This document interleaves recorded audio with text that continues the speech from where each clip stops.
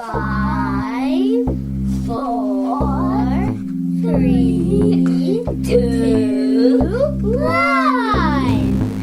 How about we do it again? 6, 7, 4, 3, 2, 1. I think I followed it. Okay, let's try one more I time. definitely Ready? I can move you. Making review. Say 6, 6, 5, 5, 4, 3, 2, 1. Hello and welcome to the 257th episode of Rank and Review. This is the voice of your host and random Canadian Larry Parsons. And this is Have Yourself a Scary Little Christmas, Volume 4.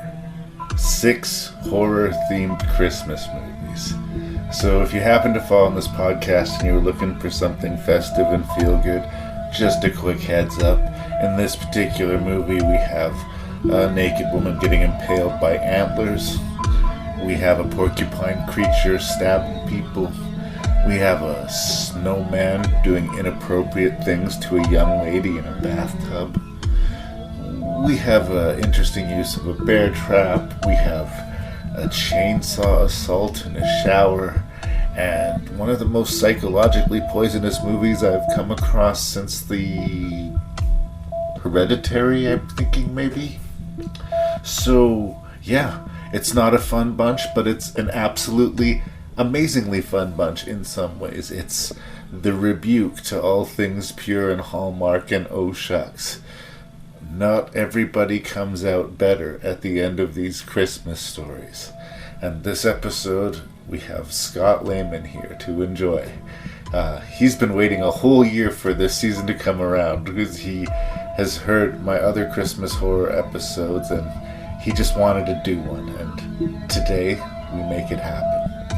Happy holidays, Merry Christmas, however you're spending your holiday season, please enjoy it, be with the people you need to be with, and take care of yourself and yours. Now, get your ears ready for Have Yourself a Scary Little Christmas Volume 4. You go into this podcast knowing that there will be swears and that there will be spoilers. I particularly lean on spoilers because Terrifier 3 and A Creature is Stirring are both pretty new-ish movies, so at least at the time of the podcast releasing, if you do not want to have those movies ruined, you should listen, or you should watch the movies before you listen to the podcast. Man, I'm rambling today. I'm just so excited about Christmas. Let's listen to this episode of Rank and Review.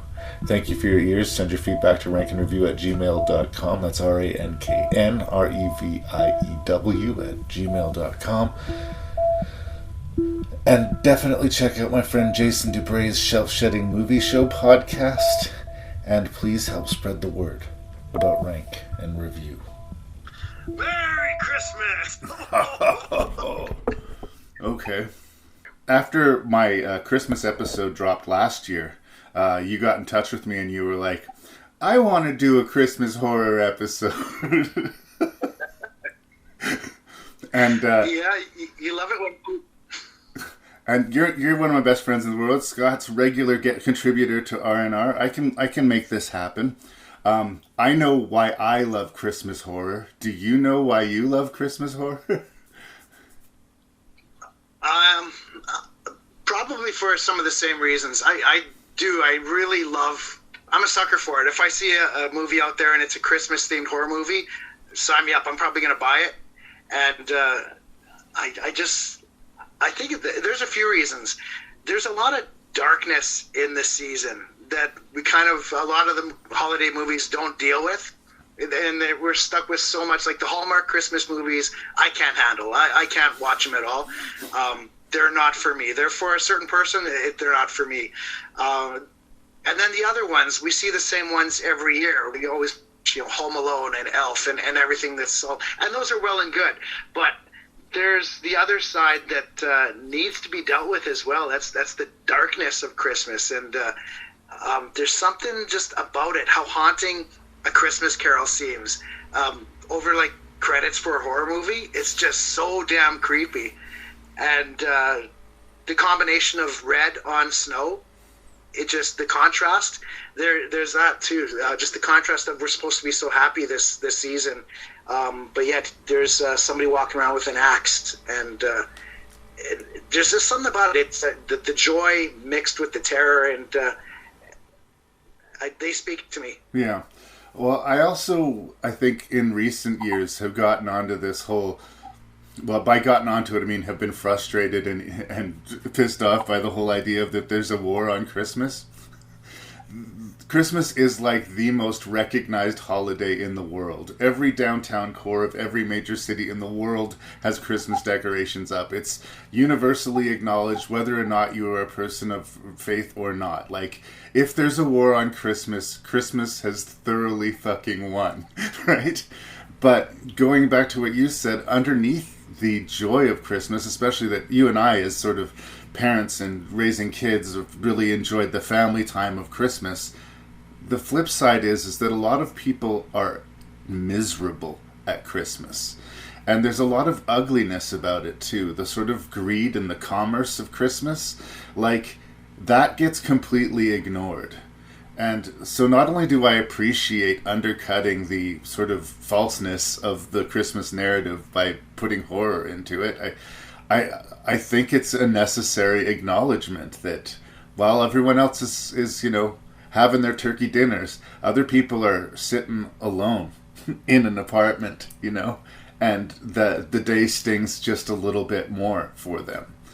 So there is horror in Christmas, and I feel like it's finally being acknowledged to the point where I'm interested in most slasher movies if they're relatively, competently produced.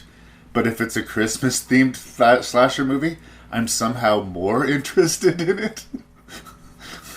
Yeah, I agree. And I think probably part of it is, like I said, the difference between the normal Christmas fare that we're given. Mm-hmm. And you and me, I think we're both a little off-center in our taste for some things. And that definitely speaks to us. It's hey, look, it's a Christmas movie. Oh, great. What's it about? Oh, it's about a snowman that murders people. Yeah. What? Yeah, I'll watch that. I was shaking my head with this weird smile on my face. It's not a great movie. We're going to talk about it, but this is a Christmas-themed movie on the subject of abortion. Is that what I'm watching right now? Yeah. One thing also, they might get a few more points from me, depending on how much they really use that Christmas theme. Some of them really become Christmas horror movies, and some are a horror movie with a couple lights and a wreath in the background. Yeah. So there's some, it's kind of like the Die Hard is a Christmas movie kind of argument. It takes place at Christmas. Yeah, there's Christmas music in it. But some of them definitely take the theme more where this movie has to take place at Christmas. Some of them, maybe it wasn't as necessary, just a marketing thing for a clever title perhaps, but we'll kind of get in that as well. Yeah, I think that will come up in a couple of them, like, is it just a decoration? Is Christmas just a layer of paint on this movie, or was it necessary for the movie? I think that's a fair thing to weigh in on. Is there anything else you want to say by way of introduction before I list off these very merry movies and we start talking about them? Well, thanks, I guess, for letting me do this. I know you love it when your guests start suggesting shows for you that we should do. I had a Christmas episode in the pile. You weren't telling me, let's do these specific 6 movies, Lee Beckman. But I have, kind of hinted at things before as well, and I've learned to be better. Me and Lee are both in treatment for problems. Other than that, no, I got a ton of Christmas horror movies, and I really do like the idea of them. Partly maybe because they sort of piss people off a bit too. So I do find it funny how mad people get about it. Like, it is kind of hilarious to me. And I do also want to say for the record, I watch the Alastair Sim version of A Christmas Carol every Christmas. I watch Christmas Vacation with Chevy Chase like almost every Christmas. Like, I do watch regular Christmas movies. I'm not anti-Christmas, but I am pro anti-Christmas movies. I am pro Christmas horror. I think it is necessary to kind of acknowledge the darkness here. So let's do that. For a lot of part, Christmas horror can also be a lot of fun. Yep. For the most part, I find they usually have a little bit of fun with it too.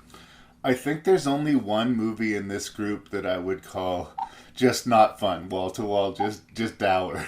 but I'm a weird person. Again, these are slasher movies. Some people would say a slasher movie is dour by definition, whereas I have a lot of fun watching a slasher movie. So that's my problem. I think we're thinking about the exact same one where there's not a point where you smile in the entire thing, and we'll get to that. So we're going to talk about probably the most famous and controversial Christmas horror movie, Silent Night, Deadly Night, which was sort of... is it the original Killer Santa movie? I want to say it is. There was probably others, but it's the biggest anyway. Yeah, I think it might be. One did Christmas Evil. I think that was a little bit later, but... yeah, that one, this caused a lot of controversy for that idea. So it was certainly the most high-profile Killer Santa movie. So we're going to talk about that one. We're going to talk about Jack Frost, which was a direct-to-video release of the 90s about a killer snowman. We have already recorded, but I will be splicing in our review of Terrifier 3. That was playing in the theaters, so we saw it in the theaters separately, and then we did the review right away, so it was fresh in our minds. So even though I always say spoilers and coarse language, most particularly because this is a brand spanking new movie, spoilers and, well, as usual, coarse language. We have two micro-budget Christmas-themed horror movies in Red Christmas from Australia and A Creature is Stirring. I believe that's an American-made film. And then I think we'll close it up with the warmest one of the bunch, The Lodge. Thank you for being here, and happy holidays, my friend. Merry Christmas to all. Let's do it.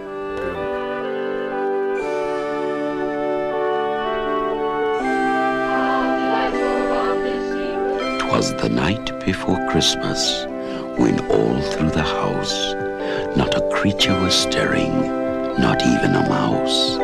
The stockings were hung by the chimney with care, in hopes that St. Nicholas soon would be there.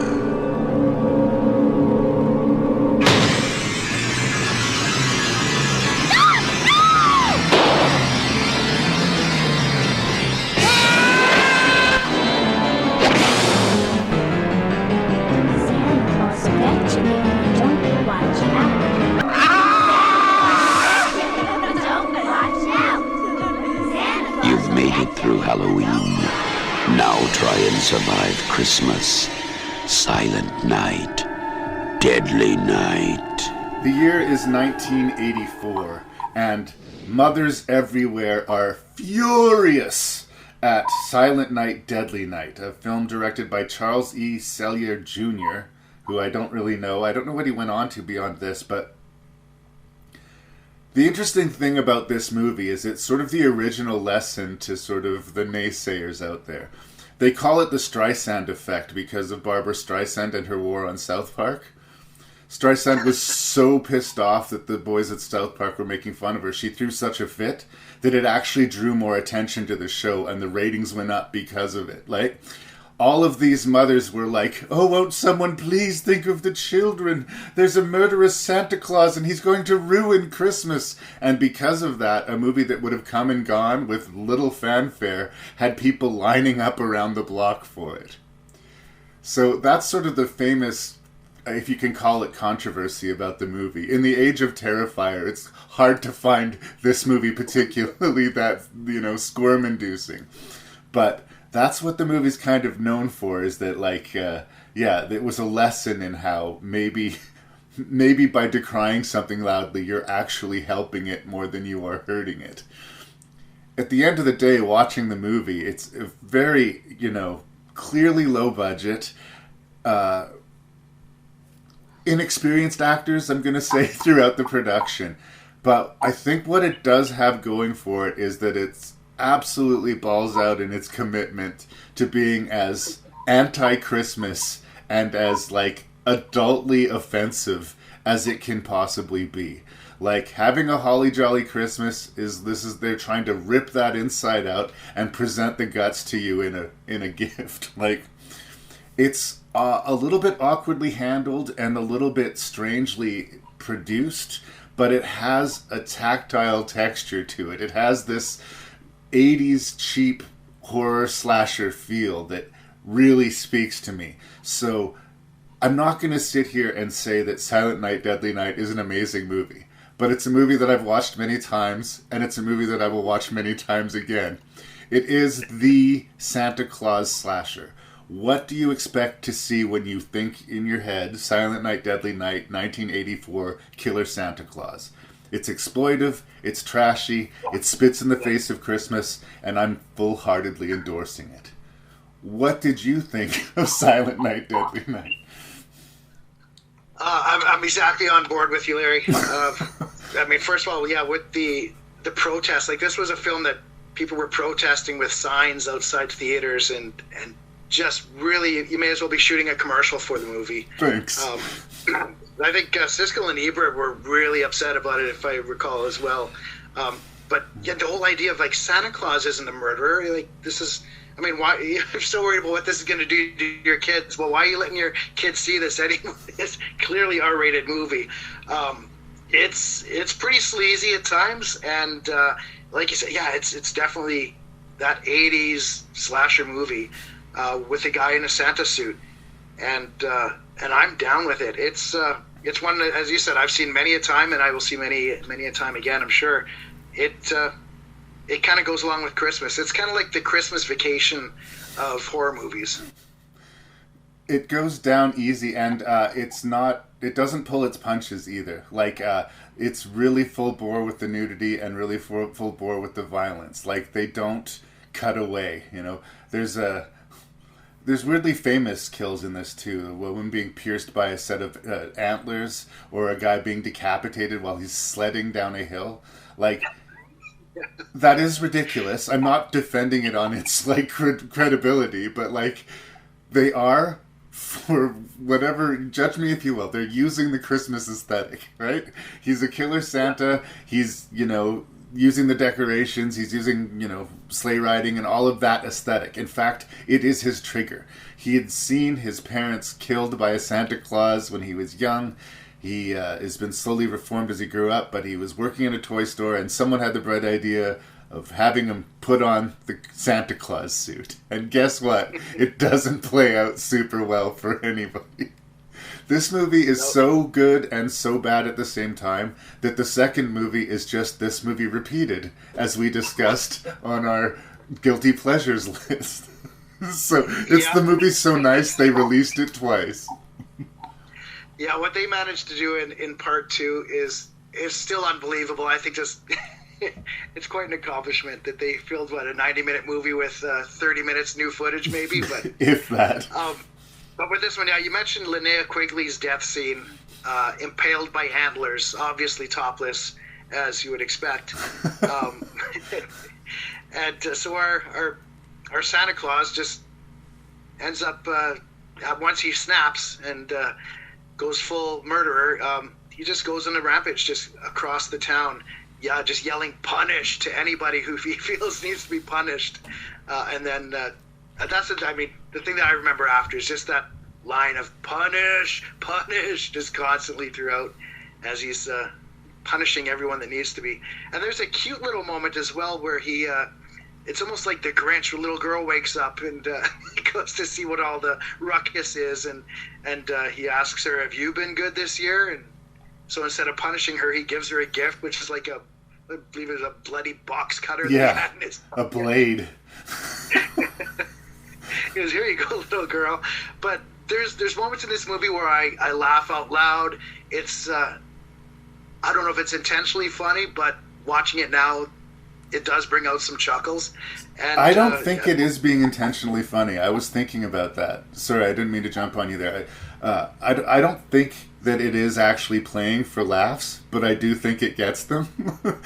But I'm okay with that. I also like that it's like an hour and 19 minutes long. Like, it's not 2 hours and change like Terrifier 3, right? It's like, this is what it is. It's a, like, absolutely in-your-face, ugly, mean-spirited Christmas slasher movie.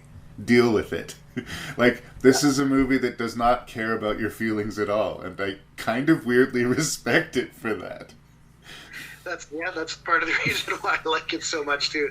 And a lot of people are going to die, and then it's going to be over, and then, it's easy.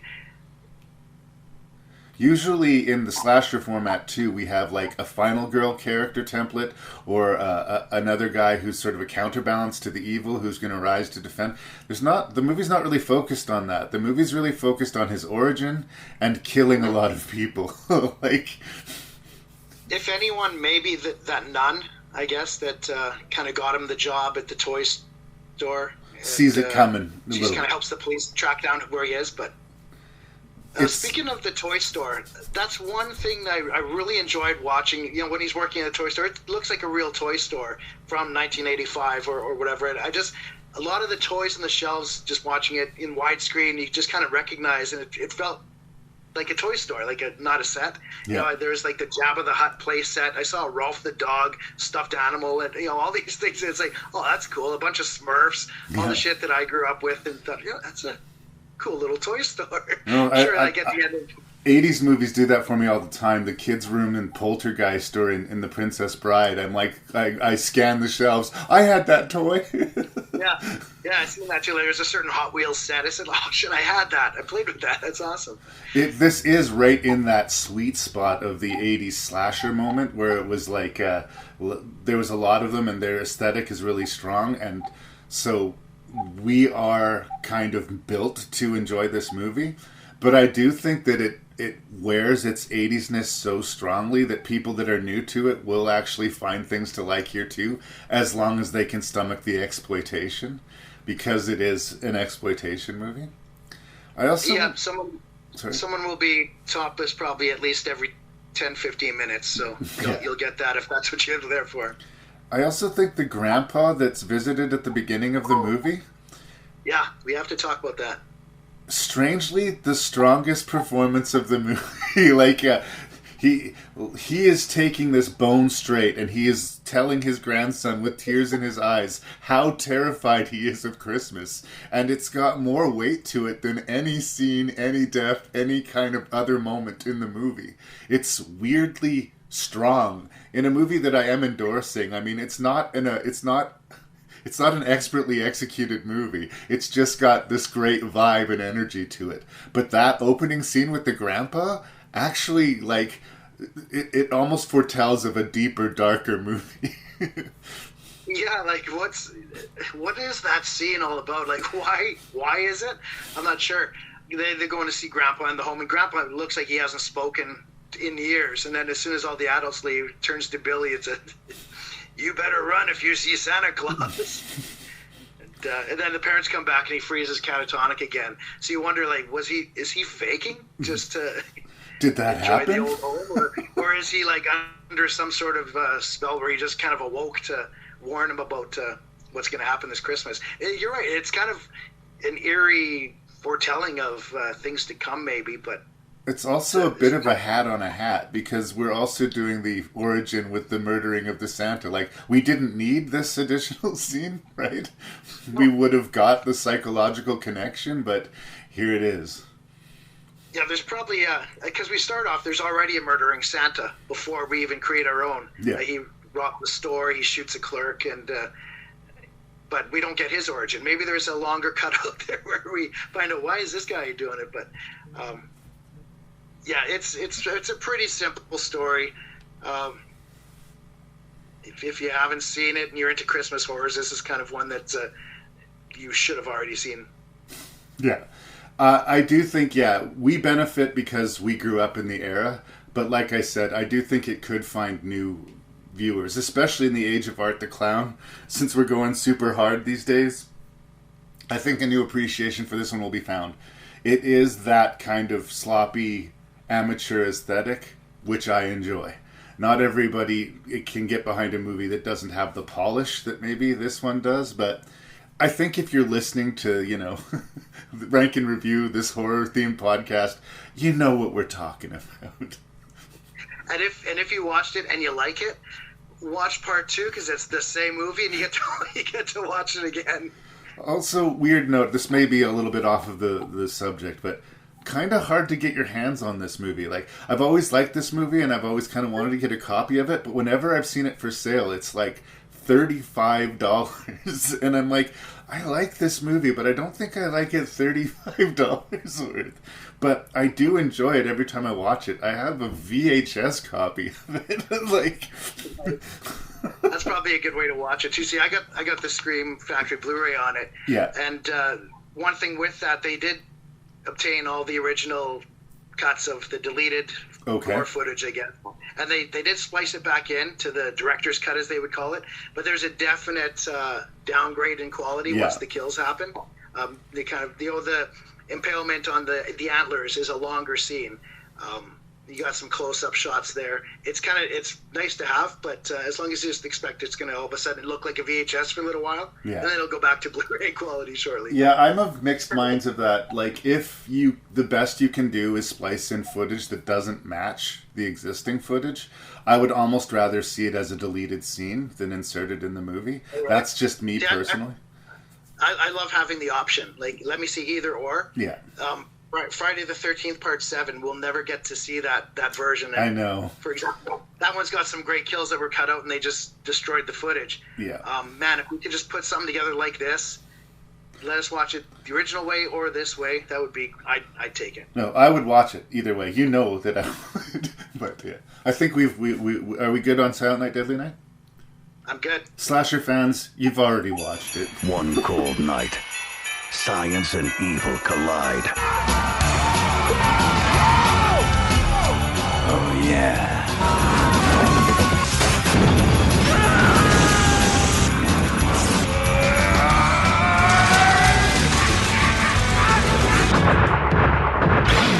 Now, a serial killer is on the loose. We hadn't even tested the acid on an amoeba, let alone a human cell. This is a disaster. Look, I just saw something that doesn't belong in this world, and it's out there killing my friends. Now tell me what it is. Jack Frost. I think Jack's about to make an entrance. And he's giving cold-blooded a whole new meaning. Hey, Jack! What? You left the 7-10 split. So, in 1997, Jack Frost was released direct-to-video, and I am just the kind of sucker that rented it probably very shortly after it came out. I remember it had a cool cover, like you could tilt the cover and the snowman would change its smile or whatever.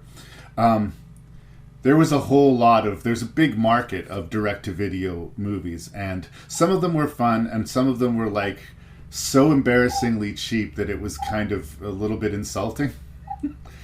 I have to admit, the first time I watched Jack Frost, I completely dismissed it. I must have been in like the wrong headspace for it, because I fought it and I won.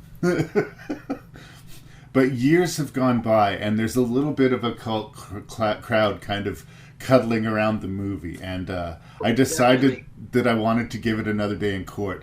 Some asshole was insisting on doing a Christmas horror podcast. So let's do this Jack Frost thing. I mean, it's got this infamous Shannon Elizabeth bathtub scene, and it's, got some of the most self-consciously silly special effects in any horror movie that's even being halfway serious about its premise. Yeah. Upon watching it again, what I like about the movie is how much it embraces its own lunacy. It's absolutely crazy, and it doesn't care. It doesn't care how crazy it is. There is a serial killer who is being brought to his place of execution, and the dude playing this guy is just 900%. Like, he is like full bore Satan face every time he is on screen. Just like, I'm almost disappointed when he turns into a snowman, because he's as much a cartoon as when he turns into the snowman. He gets this chemical, do you remember what it is, that's sprayed upon him that melts him into the snow, and they think, well, he may have killed a few more people, but problem solved. Jack Frost is no more. Alas, he takes the shape of an absolutely non-threatening, spongy-looking, kid-friendly snowman, and he has got these weird kind of delivery of all of his one-liners that he spits out, and he kills people using specific Christmas implements. He turns people into snowmen. He decorates a corpse like a Christmas tree. This movie is about using its Christmas content for easy, kind of obvious, almost airplane level kills, but strangely, it's never going It's not like asking for the laugh. It's not like winking at its own ludicrousness. Everybody within the world of Jack Frost is taking this absolutely seriously. It's a good, bad movie. It would have really comfortably fit on that double episode we did of Guilty Pleasures, in that, like, it's not exactly good, but it is very much enjoyably, cheesily bad. But I do think you have to be in the right headspace for it. You have to want to like Jack Frost. One more note, a year after this movie came out, another Jack Frost movie came out with Michael Keaton. I have barely any memory of it, but it did become a problem because in the age of VHS tapes, people would rent the wrong movie or get the wrong movie and sit the kids in front of the TV to watch Jack Frost and see rape and murder. It was the thing to do for a while back then, is to rent both movies and put them in the wrong box, or just mix them up in the video store. People would just do that. They go to the back, and take the one VHS out, put it in the other one, and just go home and giggle about some little kid that's going to get messed up tonight. And the great debate is which film is scarier. Yeah, I wonder how long it would have taken the mom to realize, I think this is the wrong movie. Maybe before or after the rape, I'm not sure. I'm going to say before. You're definitely right. This is it's a fucking ridiculous movie, and I feel like I like it that it's they're trying their best and they're taking it seriously, like you said. But I think everybody involved knows that this isn't art. This isn't a good movie. This is a bad movie, but we're doing it anyways. Action. Let's go. We're making a film right now. There's so many movies that end up being a bad movie, but they tried to make a good one. I'd rather watch this, I guess, is what I'm saying. That's why probably the worst special effect in the whole movie is anything that's supposed to resemble snow. Right.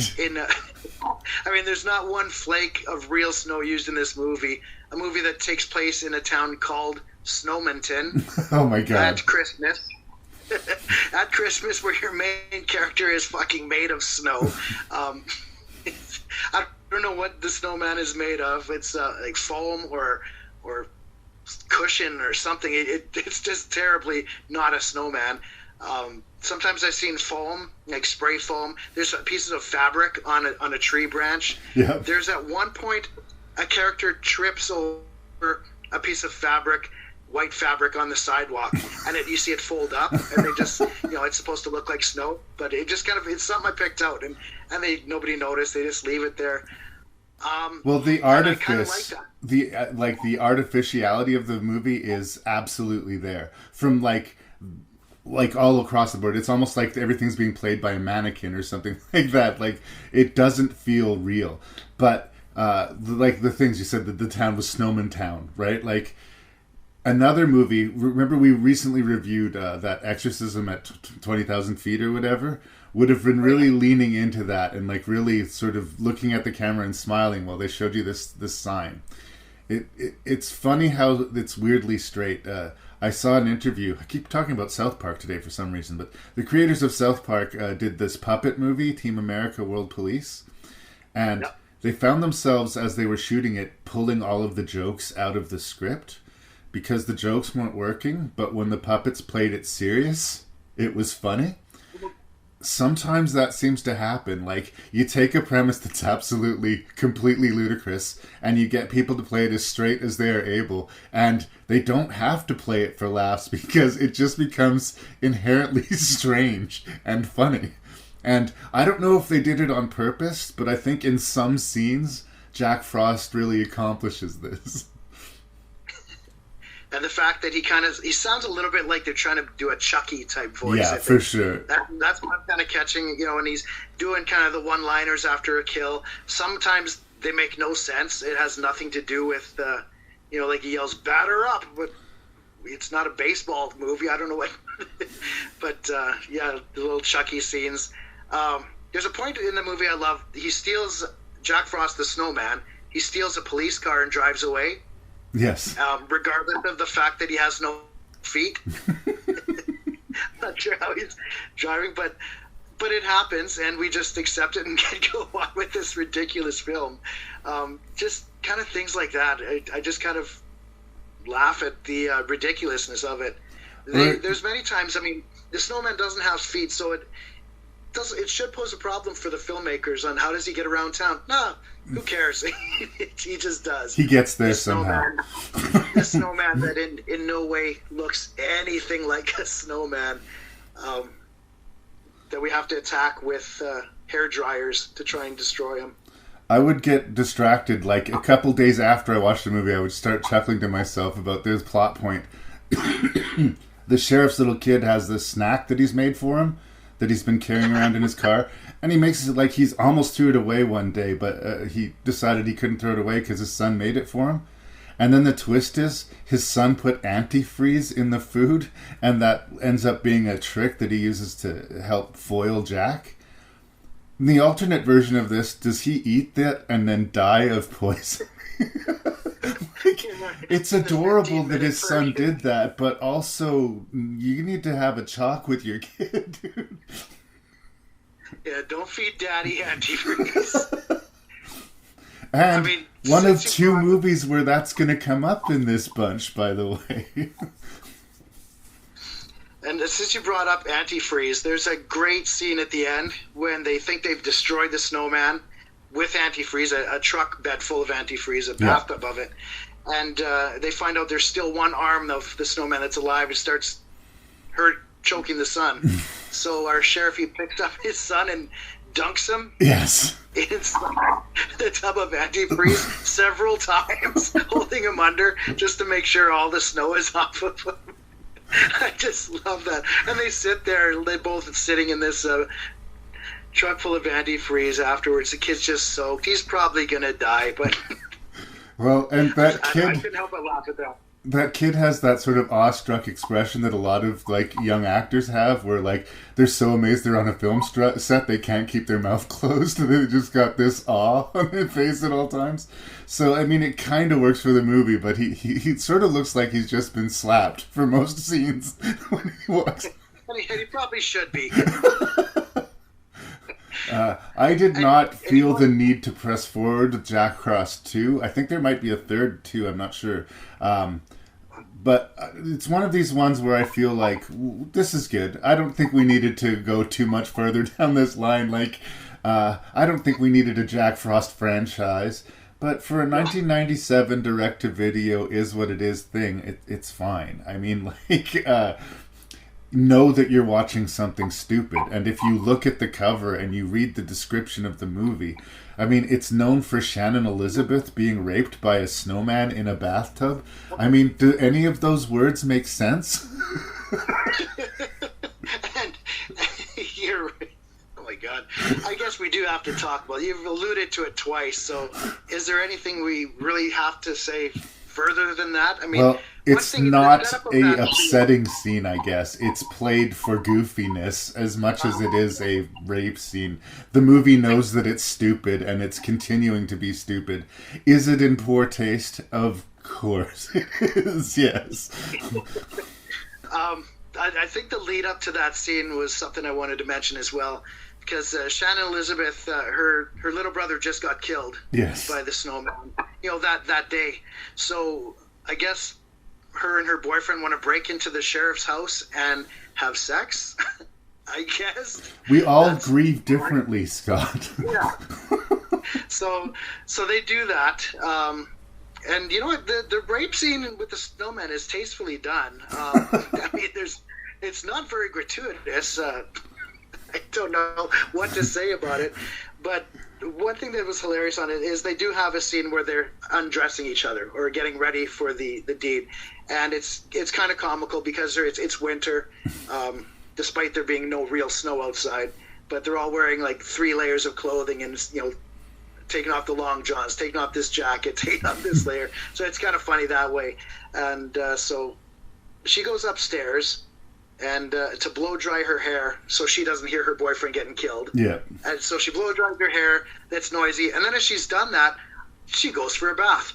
I feel like that's not the order you do those things in. But this movie's fake, Scott. Yeah, that's when I said, you know what, this is fake.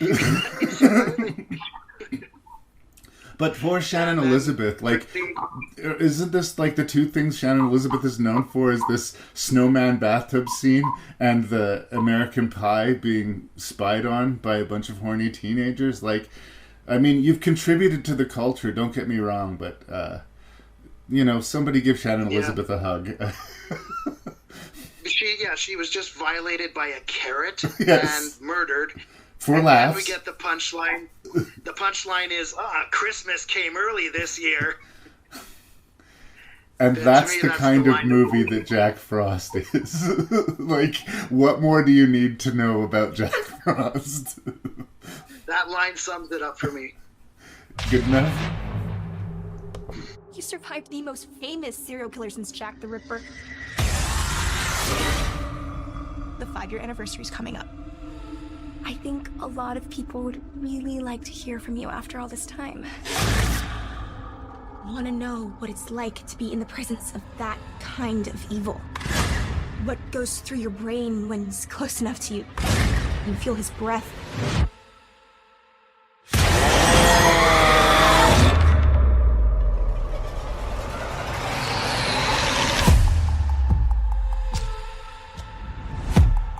I saw him today.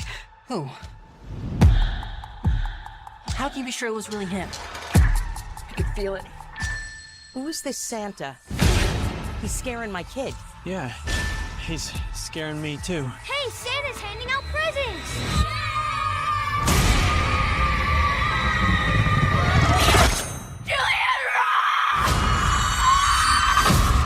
Terrifier 3.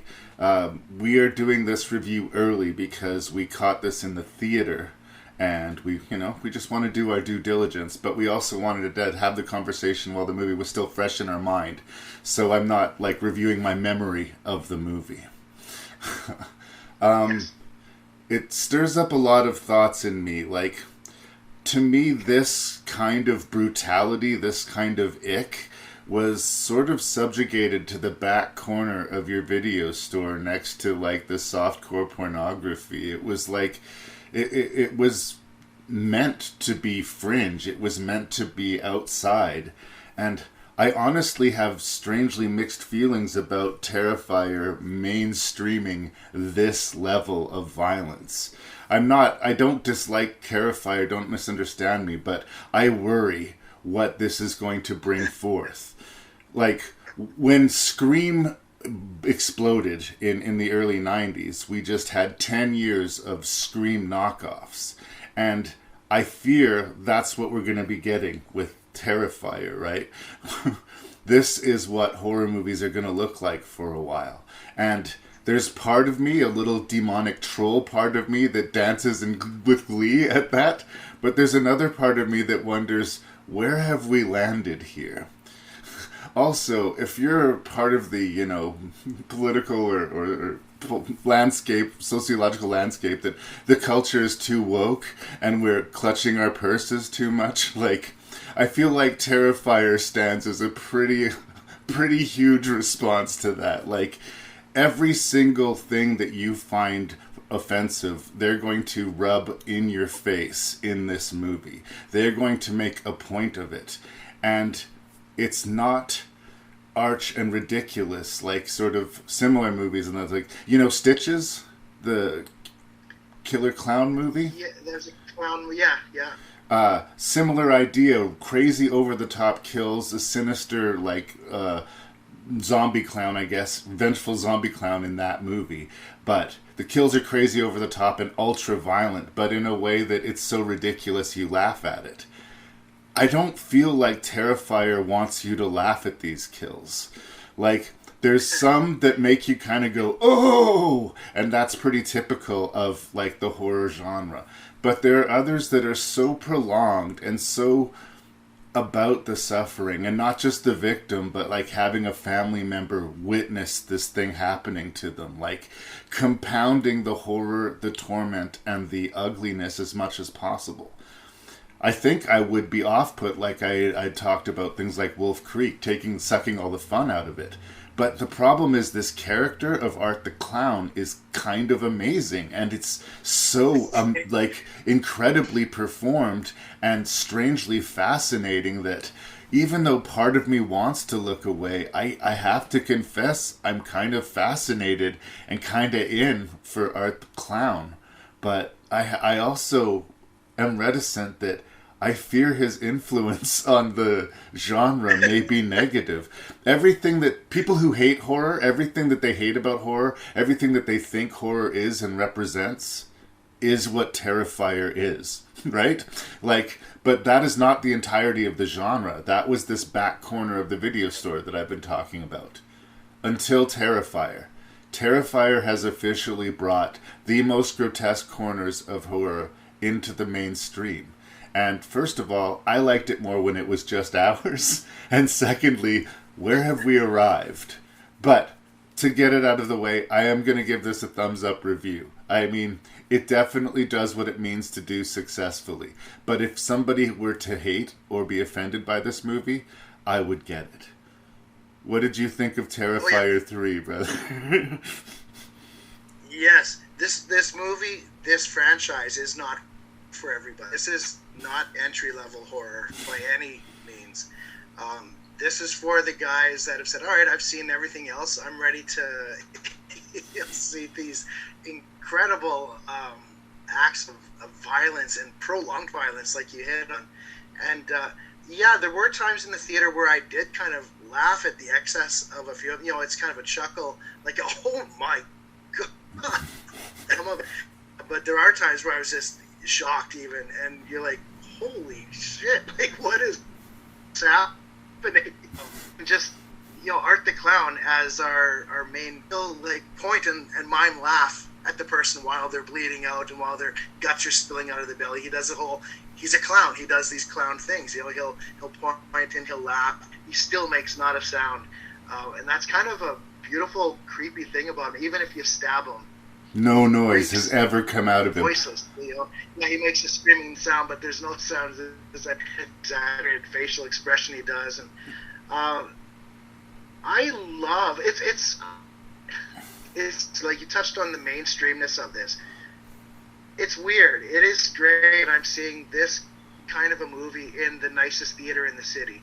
I feel like I should be in a theater it's dirty and grimy and you want to touch anything, moist or something.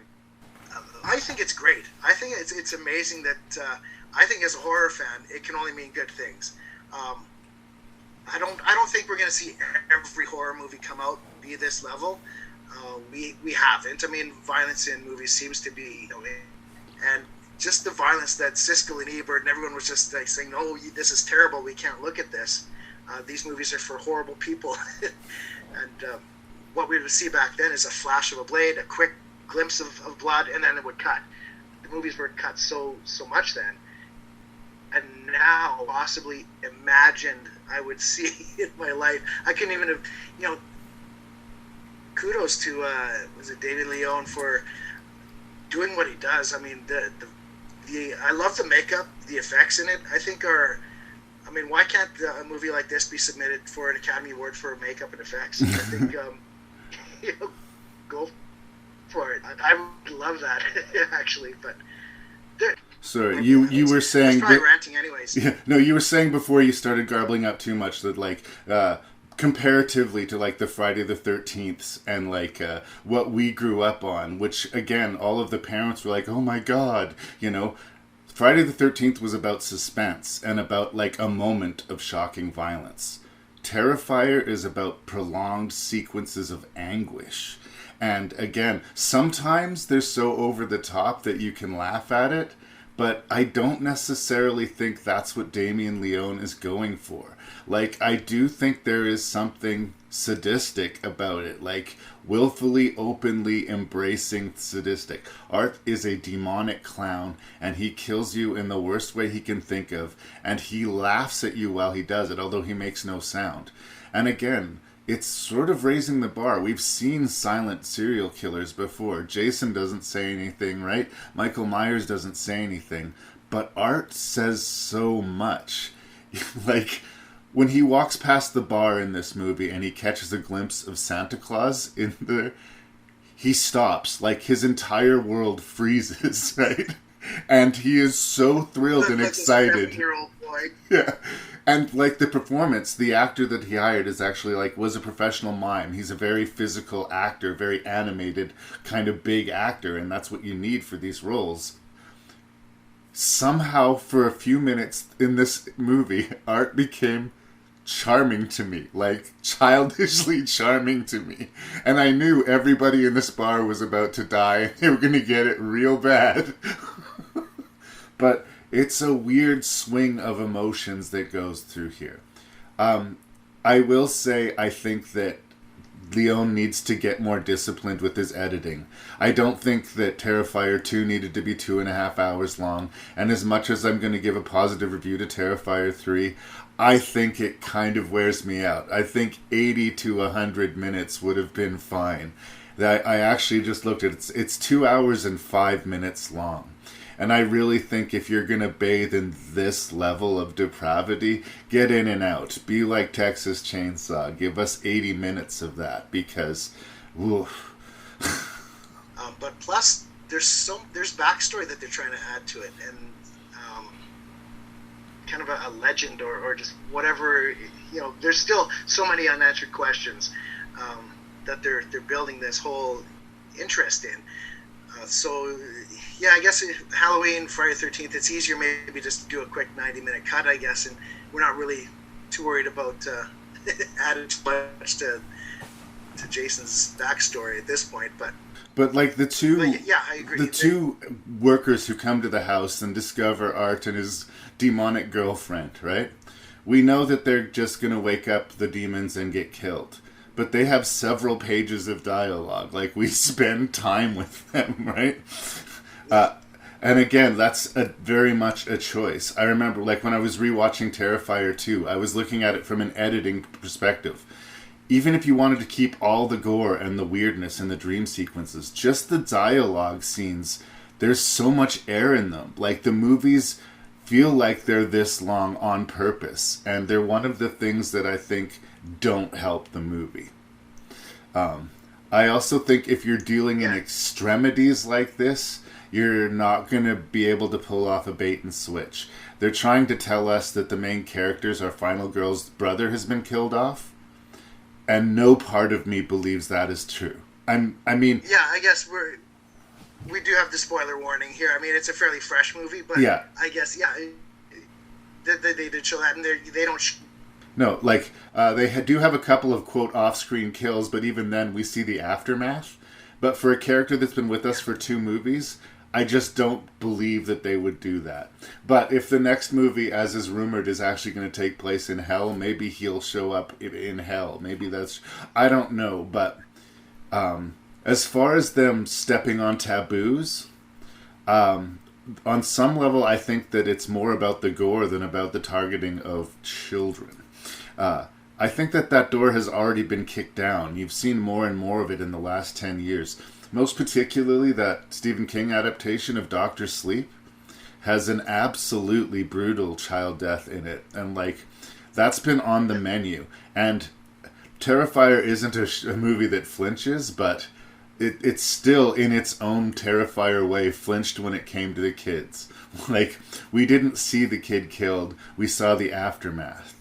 There's a big cartoon explosion at the mall, but it's like, comparatively, you know, to what we have seen, that is a Bugs Bunny moment. Like, yeah, the explosion at the mall, I was surprised how little they showed, but they showed the aftermath of the first kids, but in great detail. There was, I think it was funny because, not funny, but the first kill we get of the movie is a 10-year-old boy while he's sleeping. Yeah. You know, and we don't see it, you're right, but we hear the most sickening axe thuds through skin that I think I've ever heard in theater. And you just know what's going on. The camera's outside the bedroom door and you just hear this thwack, thwack, and it's just so gross just to hear it. And I thought, okay, everyone's on the table here. This is how we're starting this Christmas movie. But, and again... you mentioned... Go ahead. Oh, sorry, go ahead. We're so polite. Oh, I was just, you mentioned the Santa scene as well, when he meets Santa. And, yeah, I with the joy that he showed, it was kind of, it was cute. It's sort of adorable. I was really interested in hanging out with Santa until you could see that moment when he said, you know what, I'm not having fun with that sour face. And this is over. And yeah, he had the joy of a 7-year-old boy when he goes to the bar. He's having fun sitting on Santa's knee, having drinks with Santa, doing shots. And who else was in that scene? Character actor you see a lot in horror movies. Clint Howard. Clint Howard, I think. Yeah, Clint Howard. He was the other guy, Santa's buddy. Yeah, so it was, you know, another face that was kind of, oh, I've seen this guy in a bunch of things, but I liked that he was excited to hang out with Santa until he wasn't anymore. And there's just a clear point, you know, where he just decides, okay, it's time for everybody in this bar to die. Yeah. And, well, Santa said you're not a real Santa unless you have a real beard, so he kind of called that one down. But here's the thing, I'm going to say something that's going to make me unpopular with the horror fans out there. That entire opening sequence with the family kill, and that entire sequence with Santa at the bar, could be deleted scenes for, like, the director's cut of the movie. Like, honestly, they don't establish anything. He wanted to kill kids for a couple of reasons. A, because it's a taboo, and B, because he's going to introduce this little girl who's going to be important to our final girl, and we have to be scared for her. So we have to know that Art is willing to kill kids. But he goes and does that explosive scene at the mall. Like, really, I feel like the opening 20 minutes of the movie is just extra gore. And I guess nobody's going to complain about extra gore, but I feel like, going back to my streamline it, make it about Art and about our final girl and their conflict. Focus it on that. And you know what? If you want to make extra money, you can do a director's cut that has the extra 20 minutes of ridiculous, like, tangential hyper-violence. But I feel like a little bit of discipline could be helpful for the Terrifier franchise. Like, I want to see this confrontation between this demonic figure and this angelic figure. And I want to see them do bloody battle. I'm here for it. But I don't think they need to be over 2 hours long. And I don't think that, like I said, it's not like a Hatchet kill or a Stitches kill where we're like, wow, I can't believe how crazy and over the top that was. There is something about the maliciousness and the suffering that we're asked to enjoy. And that's different. That is different about Terrifier. And I think less in that case might be more. But I know a lot of horror fans would think I'm kind of crazy for saying it. Well, it's nothing new for this franchise, though.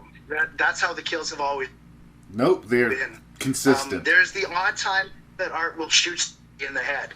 Yeah. He does do that, where there is, you know, that's, and now you're dead right now. But Usually, I'm going to peel off your skin, and then I'm going to do this to you, and then I'm going to do this, and then I'm going to laugh, and then we're going to do something else. You're right. I agree about the editing. Yeah, they could be edited down, but I'm going to disagree with taking out like deleted scenes for some of those. That's kind of what the Terrifier series, I think, is just these extra. We're just going to play, and yeah, he's going to go in. But we know this is not going to be a quick scene. He's going to introduce himself. It's going to get drawn out. I think maybe it's because it's so different from the first one, because the first one was about 86 minutes or something like that. Yeah, I believe. And it was pretty quick, not a lot of story. People complained about that, so we said, okay, you want story? Here you fucking go. Let's have a 2.5 hour slasher. But we don't. I mean, that's not the answer. Maybe something in the middle. I think we need to have these kills. Yeah, we need to see Art and the final girl, but I'm here to see him kill everybody in the town on the way as well. Yeah. Well, again. But then again, I'm kind of sick, so. It's again, I find that this kind of movie for me does better at a short running time. But if somebody else wants to bathe in it for 2.5 hours, more power to you. I feel like I would like it more if it was more efficient. And I guess we should probably talk about the shower scene. Yeah, the shower scene. You think that's... So Terrifier 2 had the bedroom kill. Yeah. And everyone was wondering, how are they going to top that? I think the shower is probably the one that they're going for. That... Yeah, well... The kill of the movie. I mean, the first one had the upside down, and we have to top it each time. Yeah. Well, I think that's the one that everyone says the shower scene was them trying to top themselves. But for me, for some reason, it was the guy who got his head degloved that I found the most horrifying. But as far as the level of explicit violence, we have a dude getting it up the ass with a chainsaw, which would be bad enough, but then we go to like a close-up till we make sure that the bits and pieces, the wieners and the beans, are accounted for. And like, I guess people had accused him of being like misogynistic, and this was his sort of statement. No, men will get it as bad as women. I'm pretty sure a dude gets his penis cut off in Terrifier 2, if memory serves as well. Yes, but yes, he does. This need to top itself could also become a problem too. Like, where do we go with this when we get to Terrifier 9 and 10? Like... Yeah, and at that point, yeah, hopefully we're not still working at 2.5 hours. 2 hours, yeah, so that scene was something. I've heard about... All I've heard was watch for the shower scene. That's all I knew going in. So once the shower's on, I kind of settled in my seat. All right, here we go. This must be it. And it does not disappoint. I think it's sort of their answer to, like you said, complaining about how they killed just women in the first one. Yeah. And it's similar. The girl in the first one gets sawed in half, hanging upside down by her legs. Very, very gruesome, gory effect. I think we've talked about that one before, but I think that now it's all right, I'm going to do that now, but to a guy, to show you that I'm all into equal rights. Everybody gets to die the same. But in a much more explicit way. We would never get that anatomical with the female. I don't think we would. I don't think we would. He also, again, like, he freezes a rat and shatters it. Like, there's, like, animal cruelty in here as well. Like, they're really checking off the list of taboos. And I do think it's hilarious that they decided to do a Christmas episode. Like, I appreciate that that's only going to piss people off, and that's why they did it. And for me, points. Points on the board for that. For me, there was a scene, I mean, never in my life could have I imagined I'd be watching a scene in a theater about a guy getting his face ripped off while a zombified demon-looking woman pleasures herself with a shard of broken glass. Yes. Never would I have thought, you know what, I need to see. That, to me, that was kind of the scene where a lot of people said, okay, this is disgusting. That's not actually fun. No, I was sitting in the theater, and I'm like, where have we landed here? Yeah, that was, oh my God, you guys, what is, no. She starts bringing that piece of glass towards her area, and I was like, no. And then it's clear what's happening, and this black blood is just falling to the floor, and I think that is the ickiest moment of the franchise thus far. Yeah. And it's not a kill. Well, she's watching him peel the dude's head, and I think that was the most disturbing scene of the entire movie. The whole first 20 minutes, but like I was saying about that Christmas family slaughter, like if we're going to have the kid kill scene later, or maybe instead of doing that mall scene, do the house family scene later, but it really feels like the movie should have started with Art's decapitated body taking the ride on the subway with the security guard's head. Like, that made sense to be where we started. Then he freezes for 5 years. Then it's Christmas. Then Art starts killing people at Christmas. But we have this 10-minute sequence of Art killing people at Christmas. Then we go back to the beginning. And then we go back to Christmas. It's padding for the sake of padding, right? To me, I say that's because it's just to show, as soon as the movie starts, that this is a Christmas movie. Yeah. We open up, there's Christmas music, there's a house with Christmas lights, decorations on the tree, Santa's coming. I think that's it. It's like, hey, look, it's a Christmas one, and then we'll go back in time. I liked it for that way. Yeah. I also need to say, like, if anyone's going to get upset or angry at this movie, it's Terrifier 3. It's called Terrifier 3. There's no way you should accidentally wander into this movie and not know what the fuck you're getting into. So no, I can't take seriously any people who are getting that criticized. But I think the biggest points I get to Leon is that he has rattled my sort of understanding of my love of horror movies. You know me, Scott, like, I can handle a hard horror movie. Like, I love The Hills Have Eyes and the remake. I am down for a mean-spirited horror movie. The new Evil Dead remake, I just drool over. Like, I am not squeamish. I really am not. Until I watch these Terrifier movies, now I'm starting to wonder, am I squeamish, brother? It's a whole other level. I'm kind of where's he gonna go from here? I don't know, but I'll be there to find out. I'll be there. Oh, I was gonna ask you about. They didn't have the pale girl. No. From part 2. Her demonic soul seemed to transfer into Victoria. I guess, is that her name? I have a working theory about that. Although they said that she was one of his previous victims, right? Yeah. So, yeah. I just want to give a shout out for her as kind of Art's accomplice, Vicky or Victoria. I thought she was messed up, like scary. Like she was just. I think it was nice because she had a voice, so she could talk. So we didn't just have a miming clown and his miming sidekick. The little girl in part 2 is creepy as well in a different way. But I think this Victoria, she just seemed viciously scary, you know, with the effects. Well, I agree. I like it. I agree that I think having her give Art a voice and give us a little bit more access to the demonic side is good. I think they switched her out for the little girl because of just the level of stuff they would have to subject that child actor to. And she's going to grow, right? Like, I think that a demonic little girl would probably stay a demonic little girl, whereas if this franchise is going to last, you know, another 5 or 10 years, she's going to grow up. So I think it was a calculated and smart move to switch to Vicky. And it's also interesting because we cheered for her in the first movie, and now she's 100% possessed or on Team Demon. So it's interesting. I want to wrap it up because we're at 27 minutes. Alrighty. Do you have any final thoughts on Terrifier 3, my dude? Well, it makes me excited for Christmas. What can I say? There's so much more to probably say. It was like a holy shit movie, though. At the end of it, the one thing I do want to say is I felt like I was assaulted. Yeah. Like I just felt beaten at the end of the movie. It's 2 hours of a lot of violence, and the theater was loud. I don't remember hearing a chainsaw that loud before. And, you know, I went back to my car. I had a headache. I felt just like beaten up, and I was wobbly.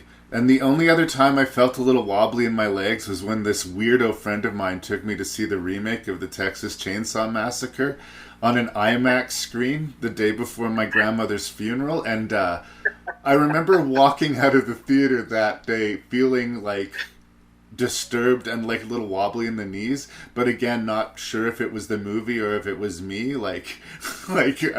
And again, I was in a similar place walking out of the theater with Terrifier 3. Yeah. They have accomplished something, and I don't want to diminish it, but I keep saying it, and I'll say it one more time. I'm not entirely sure where we've arrived.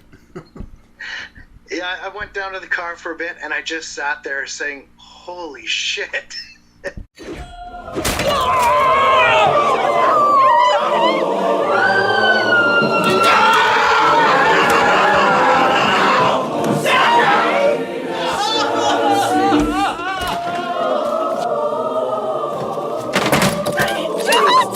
Not back here! Come back here now! Jenny, goddammit! Jenny!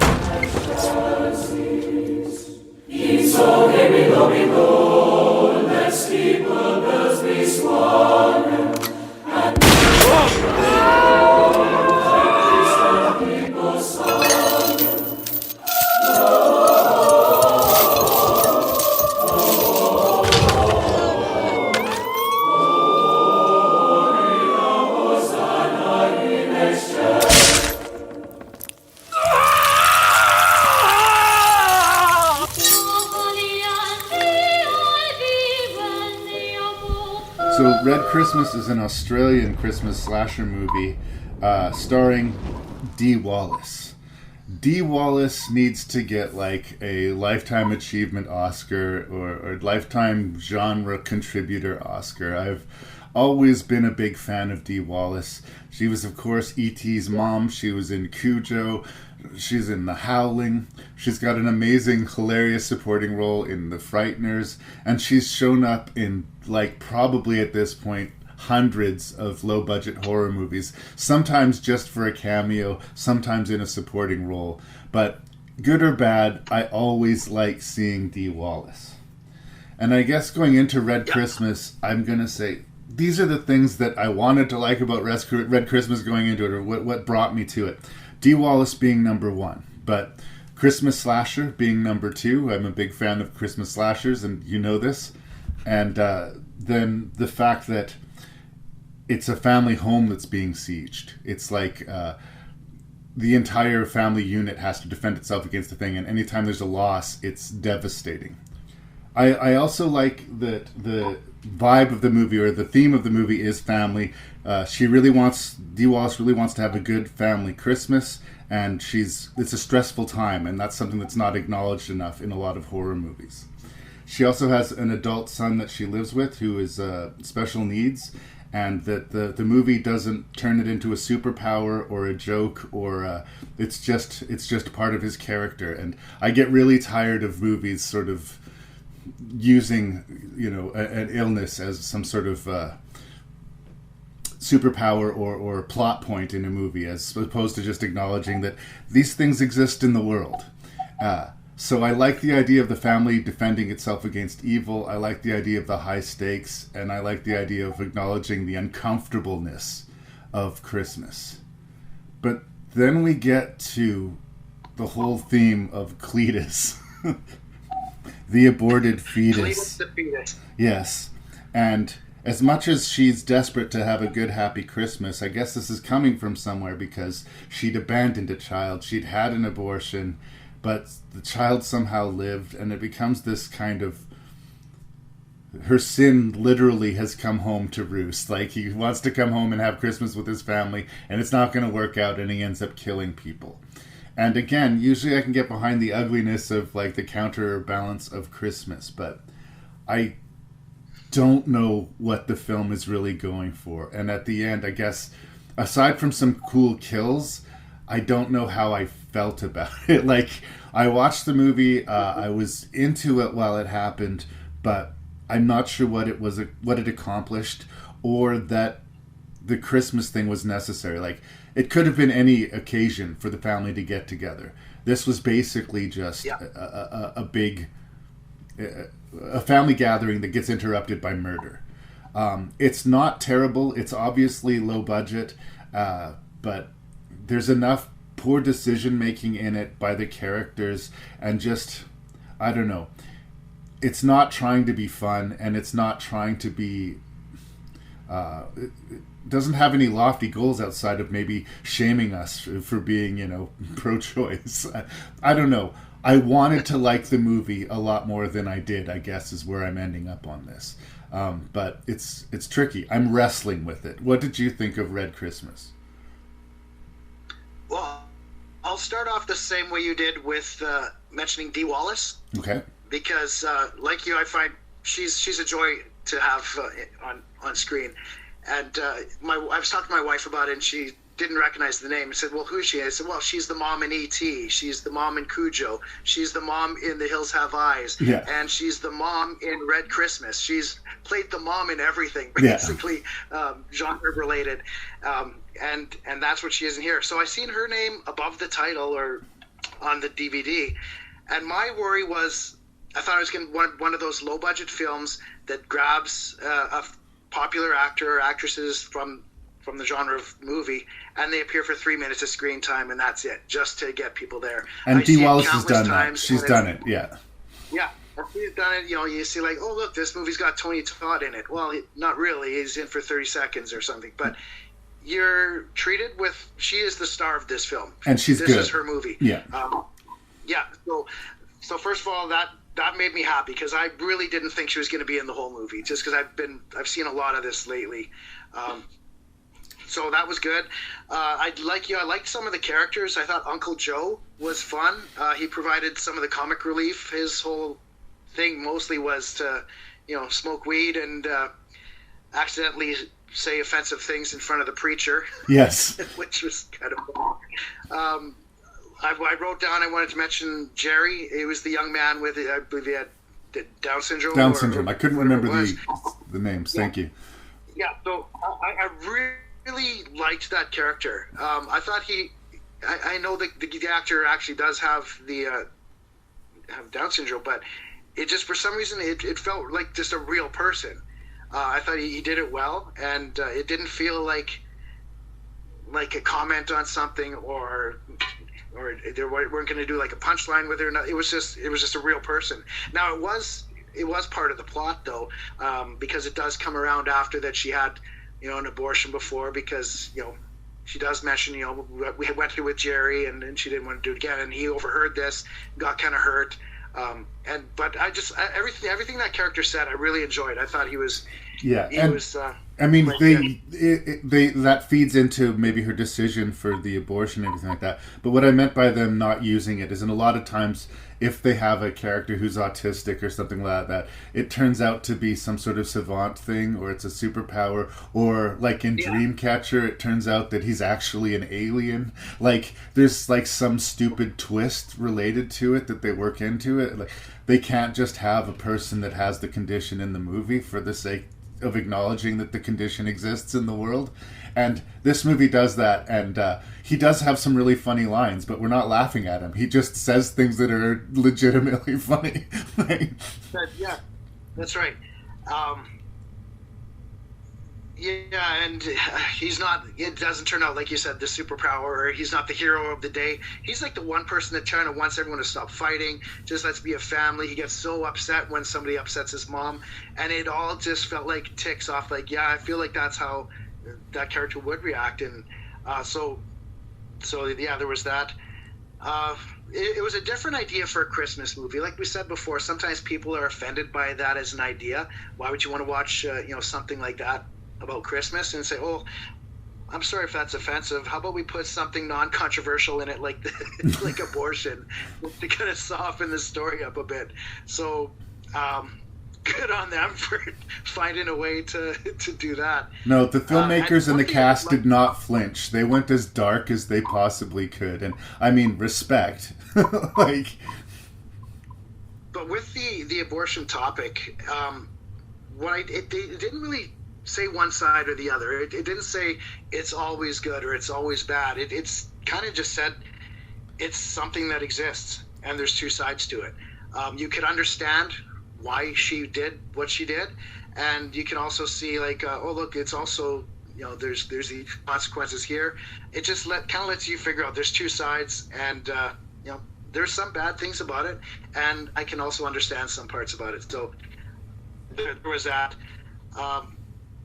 the killer, Cletus. So we have to talk a little bit about him. Some problems because he's got his face covered by cloth all the time, so it's a little bit hard to understand him when he speaks as well.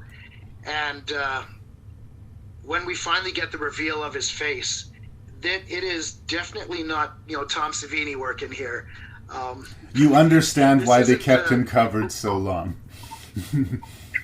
Yeah, this isn't quite like Kane Hodder, Friday the 13th, Part 7, when the mask comes off. It looks like that's what they were trying to do, but they didn't do, No. if you know what I mean. His lips don't move when he talks, and that really is a deal breaker for me. Yeah. And so sometimes he has some super strength. I mean, he can chop a woman in half with one swing of the axe. But at other times he can barely move and barely walk. So I don't know why everyone just didn't just leave. But why didn't people just leave? Why didn't they kill Cletus when they had several clear opportunities to just end this guy from murdering him? There are those logic problems. And again, most slasher movies have one or two, but it seemed consistently, I was like yelling at the TV, shoot him. Like, make the killing stop.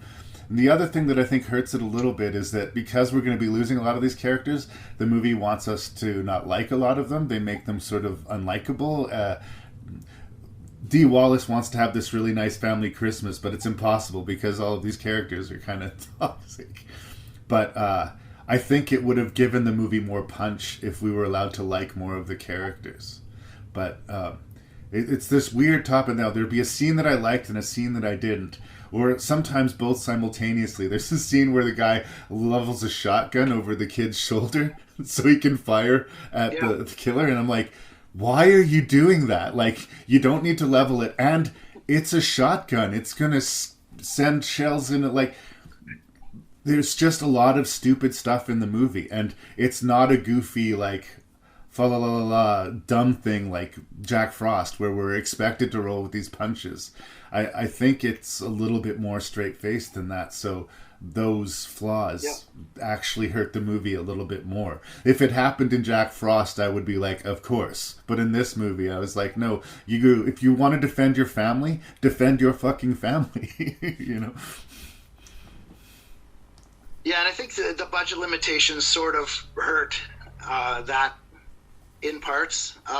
There are a couple of scenes, kind of major scenes, where you couldn't really tell exactly what happened or what's going on. I think it's mostly related to budget, but I'm thinking mostly when the Uncle Joe, when he dies, you don't really see what's happening. I guess he's getting strangled in the car and then something happened, but it's not really shot that well. The whole scene with Dee Wallace, her final scene, I did have to listen. I had to rewind that and watch it a couple times because I couldn't really understand what happened. It's just shot a little bit kind of quick and not really super well. And I did listen to the commentary on that scene itself, and I guess they had this whole plan about this big elaborate death they were going to have for Cletus, and he was going to get ripped in half, and they're just going to show his torso get thrown out the window. But they couldn't afford that. They couldn't do it, so they just did this quick cut, and that's what we're left with. But for the most part, I guess, I enjoyed it. Did it have that Christmas feel, as we've been talking about? It was a reason to have the family together, I think, for the most part. They did have an exchange of presents and kind of spoke about presents a bit. But mainly, I think it's so we can have Christmas lights and decorations and a title that'll sell. Yeah, I agree. I almost think it was probably originally Thanksgiving. She has that whole scene where she asks if we go around and say what we were thankful for. Like, I wonder if that wasn't a late stage change in it. And apparently the production was quite troubled. Like, he said he could make a feature-length documentary on the making of the film and what an uphill battle it was. And I'm on your side. Like, I appreciate how, it's a Herculean task to get a low-budget movie made. I get it. I think that you have to roll with the punches. I'm not going to say don't watch Red Christmas, but I am going to say go in prepared. If you can watch a low-budget movie, horror movie, warts and all, I think there's enough good in here to recommend it. but there's enough bad in here to give you a little bit of warning. And you're right about the editing in it. They do a lot of these cross pans where instead of doing a cut between actors' faces, the camera will literally pan, which is a strange kind of documentary move. But I feel that's not a conscious choice of style. I think that minimizes the amount of takes and it just speeds up production. And maybe I know that because of Inside Baseball, but it kind of sucks to see it, right? I want to be lost in the movie. I want to be lost in the story you're telling. I don't want to be aware of the corners that are being cut. But I don't want to be mean to it either, because it's good enough. It gets a passing grade, but maybe only just. Well, yeah, there's some good to be had. There's some kills that you mentioned that kind of stood out. There's one umbrella kill, which I thought was fabulous and kind of laughed at the end. That's all I'm going to say. It's the umbrella kill. What's that? There was the table saw one too, but it was good. But yeah, a blender in the back of the head, something like that, where his eyes started wiggling around. That was pretty neat. But there's also the main thing about Christmas with this one is it bothered me a little bit. Why is nobody turning on any lights? Yes. It's like you got the power's not cut to the house because there's Christmas lights on in every room. Entire scenes are lit only by Christmas lights. Because and it's sort of a little bit weird in some scenes. It's like all we see is green in this room, and this room is just bathed in red light. And I think that's why we wanted to make it in Christmas, just so we can have this really neatly colored lit movie. But if it was real, which I guess this movie was fake as well, they would have turned on some lights. I'll give another shout out for Dee Wallace too. For you mentioned the character of Jerry. Yeah. How he is not the hero. He actually meets a very tragic end, and the way that caught me off guard. I didn't think that was going to happen. The way he gets killed, and Dee Wallace actually had a lot to do with it. I guess the scene was he was going to get killed, and then she was going to go confront Cletus right after, and she says, "No, that's my son, and this has just happened. I need to have a moment to acknowledge this." And and I think that she did have a couple scenes like that where she added to it and said, "No, this character has to do this before we can do that." Yeah. No, Dee Wallace is good. She's always good. I like my problem with the movie isn't Dee Wallace at all. I think they needed more money and more time. That's the classic story with these movies. Yeah, when Jerry does, hit the ground, I did open my mouth and I was like, whoa, shit. But that got me. No, it came pretty clear to me early that this wasn't going to a good place. I didn't feel that vibe for the movie, but I wasn't devastated by it either. Yeah, it's funny. On the back of the box, it does say a horror comedy with gore to the wall. Where's the comedy? I didn't find it to be a comedy. There were moments of humor in it, even some funny moments, but I wouldn't say it's a comedy. But some darkly satirical stuff about Christmas being a Band-Aid that will fix everything, but no, I think that's a misrepresentation. This is a slasher movie. Yeah, don't bring your date saying, "Hey, you want to go watch a Christmas horror comedy about abortion?" Hey, yeah. honey, this will be great. It's hilarious.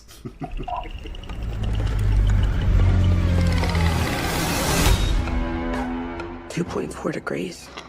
That's all that's keeping her from slipping away from me. Does that make you feel safe? I feel it.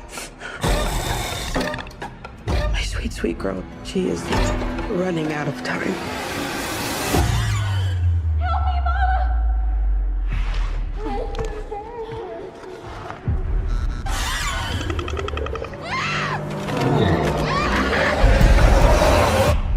Whatever's happening in this house, you cannot pray it away.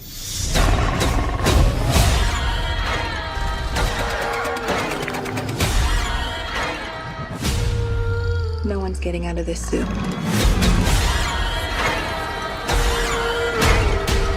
Admit your hand in this. You don't know what it's like to be a mother!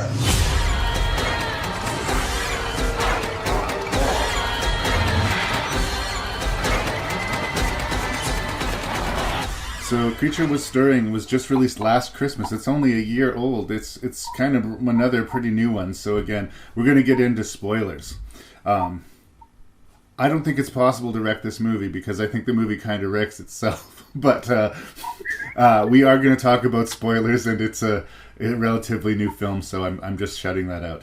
It's directed by Damien Levesque. It's called Creature Was Stirring, and we are introduced to a sort of housebound nurse who's looking after her daughter, and weird goings on.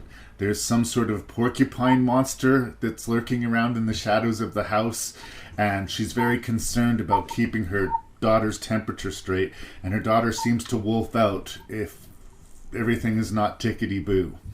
But there's weird tension hanging around the whole house at all times, and we're not sure what we're seeing. Like, is the daughter rightfully imprisoned, or does she need to escape? Is the monster real, or if it is real, is it a threat? In the midst of all of this, suddenly 2 people just break into the house, supposedly to get shelter from a storm. They just enter a house. They don't knock, they just break into the house. And she just accepts them, and the whole movie just keeps on feeding you rope that's sort of telling you that there's something leading to something, that we're going to get you to a place where eventually, this all will click into place. And once it clicks into place, we have our, tricky Christmas horror movie. The problem is that the aha moment when it comes is such a slap in the face that, anything that I liked about the movie kind of died when they went for the twist. Now, you made a comment to me on Messenger that you bored your way through the movie, so I got the impression that you did not like the movie.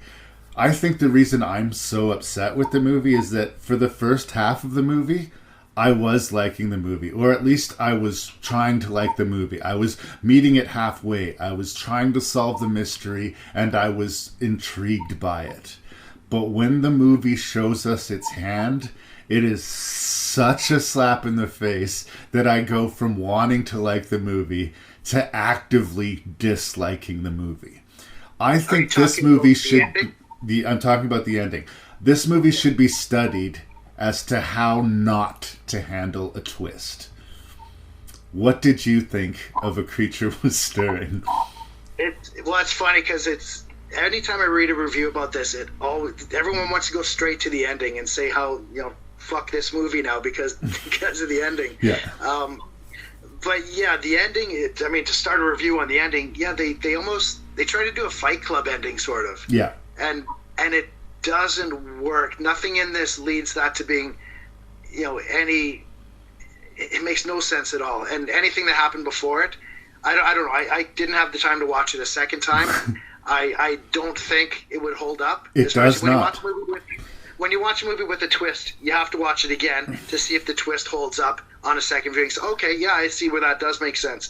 The twist is 2 of these characters don't exist in our cast of 4.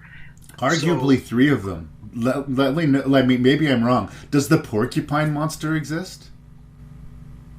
Yeah, I don't know because so much of this movie I'm just saying, what the fuck? I didn't really follow what's happening. I wasn't really interested in finding out what's happening either. I was curious at times. This whole porcupine monster that you see glimpses of in the garage, and then it's in the corner of the house. But the mom's not really doing too much about it, doesn't seem too concerned. Or is the daughter kind of werewolfing into this porcupine monster, which it seems like at some point. But then later on we see the smaller porcupine monsters in the house as well. I just never followed this movie at any point. It's because it's not followable, because it doesn't make sense. The whole kit and caboodle. This woman has gone crazy. She's been housebound with her daughter, caring for her for so long that she's lost the script entirely. So, yes, I guess like Fight Club, we open and our narrator is this crazy person and we can't trust anything she says. That is one thing, but when we go back, we have to understand what we were looking at. And when one of the characters who broke into the house is exploring the garage and has a scary encounter with the porcupine monster, what is actually happening? If neither of those characters exist, who is interacting with who? What have we been watching? It didn't happen. None of what we watched actually took place. Ergo, there was nothing to figure out. There is no mystery to solve. And even more so, like, we see things reframed, and when she's abandoned by one of the people who came in, the super Christian girl from the Halloween remake leaves, that was actually her daughter finally saying she can't hack it anymore and leaving. And then at the end of the movie, we see that the daughter is dead outside. I guess she froze to death, although it doesn't look particularly cold outside. She was being fed antifreeze within her food to, quote, keep her temperature down. So maybe she was poisoned and she just died that way. The thing is that we don't know. But everything that we've seen in the movie doesn't help us to understand anything. In fact, it furthers everything away. Like, if the characters that broke into the house represented a portion of her psyche, like the super religious woman was her guilt, and the super friendly kid was, you know, her mothering instinct. Like, but no, I really feel like it's just a home invasion until, you know what would be cool? What if none of this really happened and it was all in her head? Like, it's really frustrating. And at least for you were kind of off-put right away, but like I was a little bit intrigued. I was like, maybe this pays off. Maybe this goes somewhere. And man, if you invest and you want to get that payoff, this movie slaps you in the face. It thinks you're stupid. If it really thinks it's going to wow you with that ending, it doesn't have any respect for you. And I can't give a positive review to a film that I feel has no respect for me. I think the only positive I can give it is when we do see the large porcupine creature full on. He looks good. I get it's kind of cool. It has a sort of a weird face on top of its head. It's almost like a human face, and then there's the porcupine. It's sort of a neat image, I guess. And that's about it, though. It belonged in a different movie. Like, that monster would be an amazing monster in a different, better movie. I just wasn't. There's just so many times I just wasn't sure what was happening. Again, it's in one house. We have 4 characters, and I think the camera is too close a lot of the times to really see what's happening or who's interacting with you. Maybe, again, it's budget reasons. We can't show what this creature did to this person, so we're not really seeing it. But it does. Again, that hurt. Some of it's budget, but it is like a single location movie. That'll help you with the budget. But the creature effects were there. And I think the lead character, Chrissy Metz, who's playing Faith, the nurse, I think she's a decent actress. And like, I feel for her situation before I understand it. She just looks so weathered and so terrified, but she clearly loves her daughter. Like, I wanted to like her, and I wanted to cheer for the movie, and I wanted the movie to be good, and then it just wasn't. But again, imagine it if that twist didn't happen, and there was another explanation as to what was going on in the house. All of a sudden, the first half of the movie, instead of just being mysterious and frustrating, clicks into place, and we go, oh, the porcupine creature was the girl's dad, and it's very protective of them, and the people broke into the house because they knew there was a creature there, and they had a secondary goal. We just didn't know what that goal was until it was revealed. But no, none of the characters we see existed, ever? Yeah. Well, they did at some point. They were part of her memory. That and her daughter existed, obviously. Yeah, the mom had a big druggy party, kind of a history, I guess, where she did some stuff, but I don't know. I just couldn't get too involved with it. And you mentioned like the home invasion part was weird. There's these young brother and sister who sometimes they almost seemed like a couple.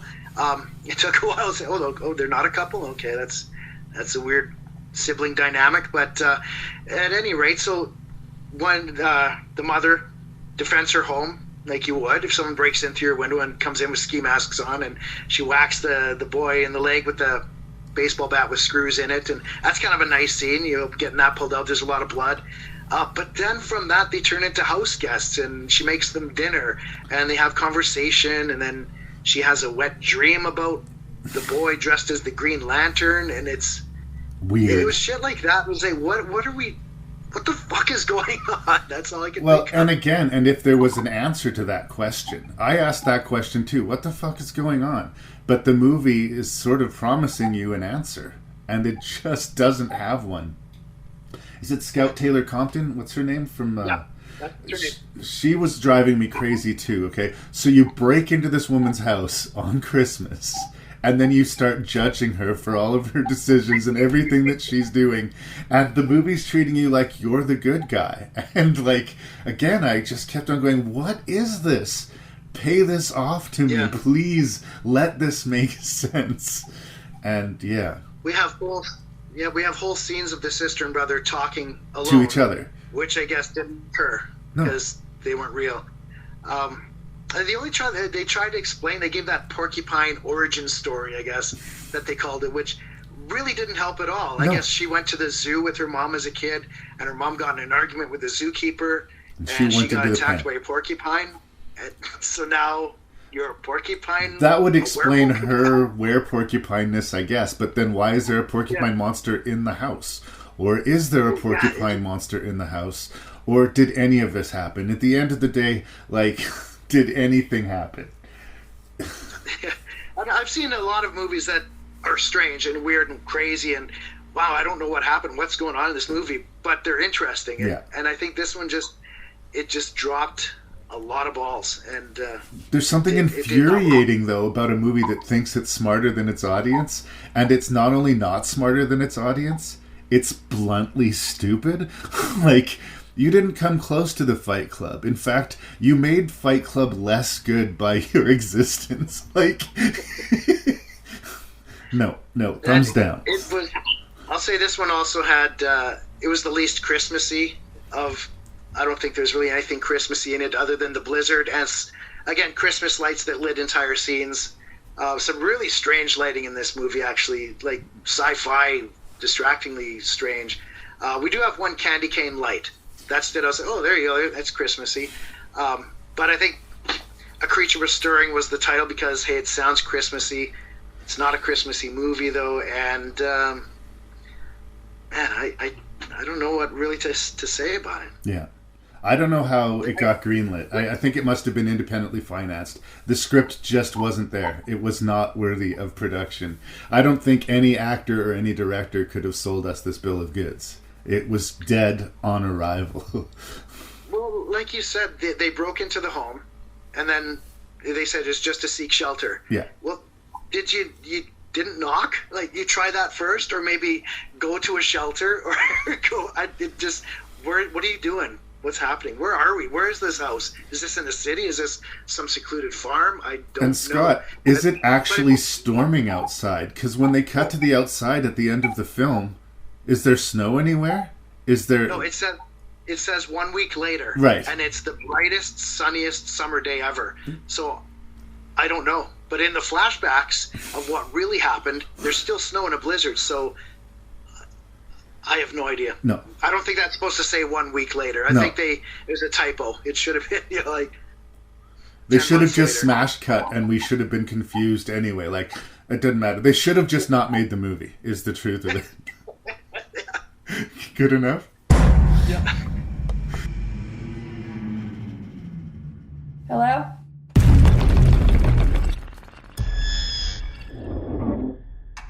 Did you do that? We didn't do anything. We're leaving. What are you talking about? Look outside. We're stuck here. Please help me.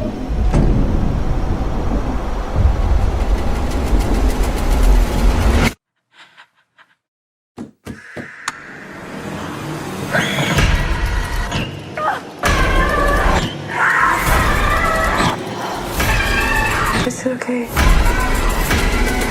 Trust me. You have nothing to be scared about.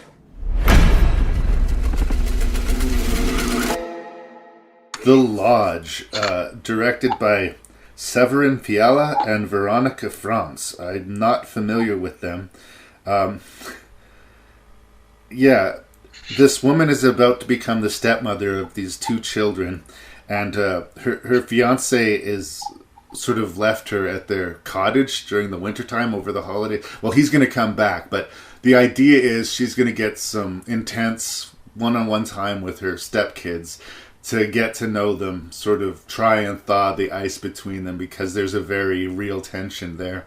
With reason, this woman has a terrible past. She has recovered from being in a cult and terrifying psychological manipulation, and this relationship and this building of the family has sort of been her salve, her way of getting out of that part of her life and sort of entering into a new chapter. But for these kids, she sort of represents the death of their family unit, in that A, they're divorced, and then B, at the beginning of their movie, their mother, interestingly played by Alicia Silverstone, commits suicide because she can't deal with the divorce. So as far as the... I'm sorry, what'd you say, brother? And what a scene that is. That is just grabs you. Yeah, quickly that's sort of the opening of the movie, and it sort of sets a tone that tells you this movie ain't going to make you feel nice. And it's not lying to you, but it is a really well, fashioned, tightly bolted psychological horror movie. And I think its exploration of the level of evil that children are capable of is really interesting. Like, a lot of times you'll see it in like The Bad Seed or some type of movie, and you think, oh, a kid would never do that, a kid would never do that. I'm telling you, kids will do all sorts of crazy evil things. You will be unpleasantly surprised by kids sometimes, because they don't understand the world, because they don't have filters, because they don't understand what a moral compass is sometimes. And put in, family tragedy on top of that, and put in real deep resentment. What are kids capable of? Well, these two kids find out about the past of their new stepmother, and they decide to make a concentrated effort to destroy her psychologically. And what we witness through the film is her trying to bond with these kids, and these kids trying to destroy her. And the kids win. And the kids lose. Well, the kids win in that little battle, but as a result, everybody loses. And I mean, it's Christmas set in that it's got the snowy landscape and the family dynamic, but it is a poisonous movie. Like, it leaves you in such a dark place, but it's powerfully executed. Like, the acting from every character is amazing. The screenplay, it's unpleasant, but it's consciously got a job to do, and it does that job well. After this movie was over, I felt like someone had put an ice bucket of water over me. I was just like, Jesus. This is like the anti-Christmas movie.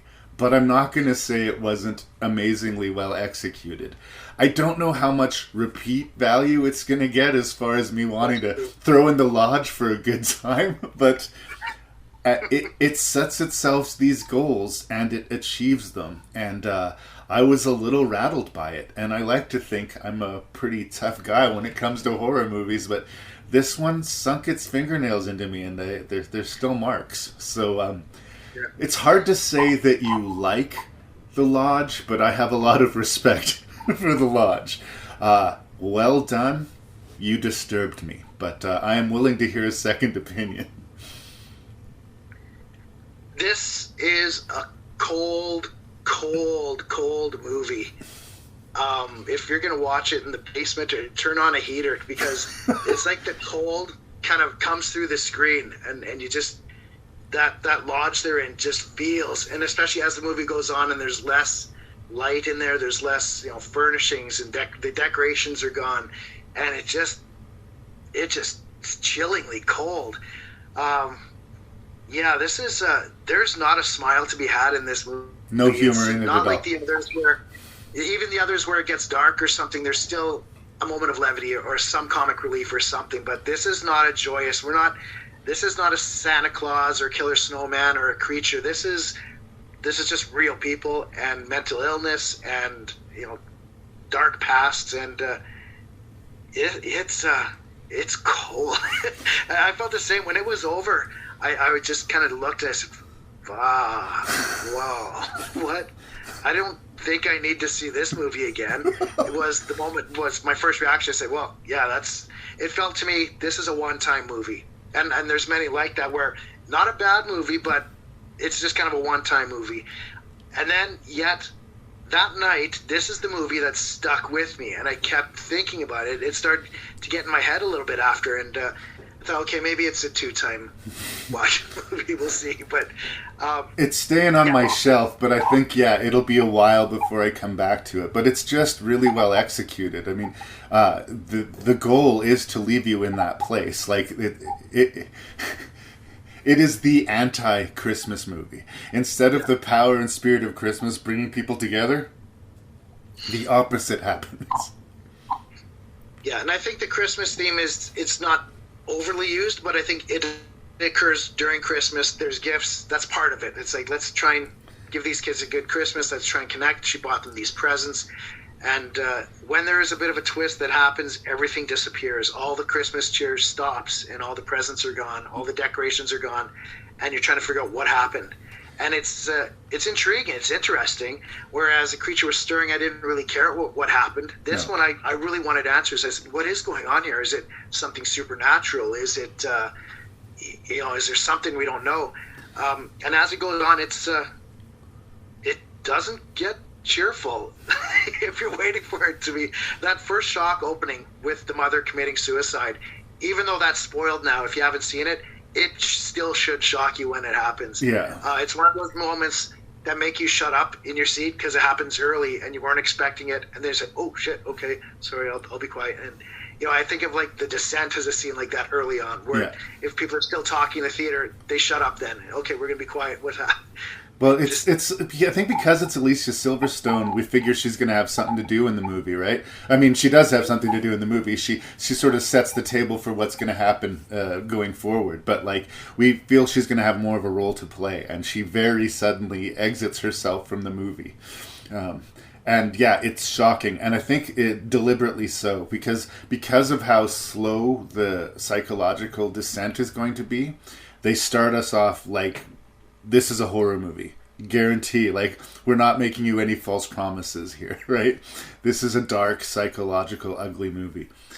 The kid from the It movie, Jaden Martell, I think his name is. Okay, yeah. He's sort of the older brother of the two, and I mean, they're both very guilty of it, but I get the feeling like he is the mastermind. And this is all about vengeance, to getting back at his mom. And the fact that when they find out about her past, how willing they are to use her, psychological breakdown of the cult and the tactics of the cult against her. So that once she becomes convinced that she's reverted back to her past and that power has really taken hold again, literally nothing they can say to her will change her mind. They have, once she's gone, she's gone. Yeah, once they have successfully clicked her over to madness, which was their goal, they have completely screwed themselves up. And there's this pathetic kid moment at the end of the movie where the two of them, out of desperation, try to flee her in the automobile.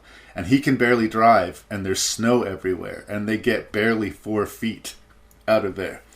And that's where the Christmas thing really, like, speaking as someone who's grown up in the Canadian prairies, is like, Christmas can make you a prisoner to your house. The snow can make you a prisoner to yourself. And especially if you're a little kid and you can barely even drive a car. They might have escaped if he was an adult, but despite all of these adult things he was doing, he was still a kid. He couldn't get the car out of the driveway when he needed to, and it cost them everything. He just backed up right into a snowbank, didn't he? And yeah. They're stuck, and then, shortly after that, we get black screen and credits, and I hear those sleigh bells. Ding, ding, jingling too. But I wasn't sure how much I bought into the full plan of the kids, though.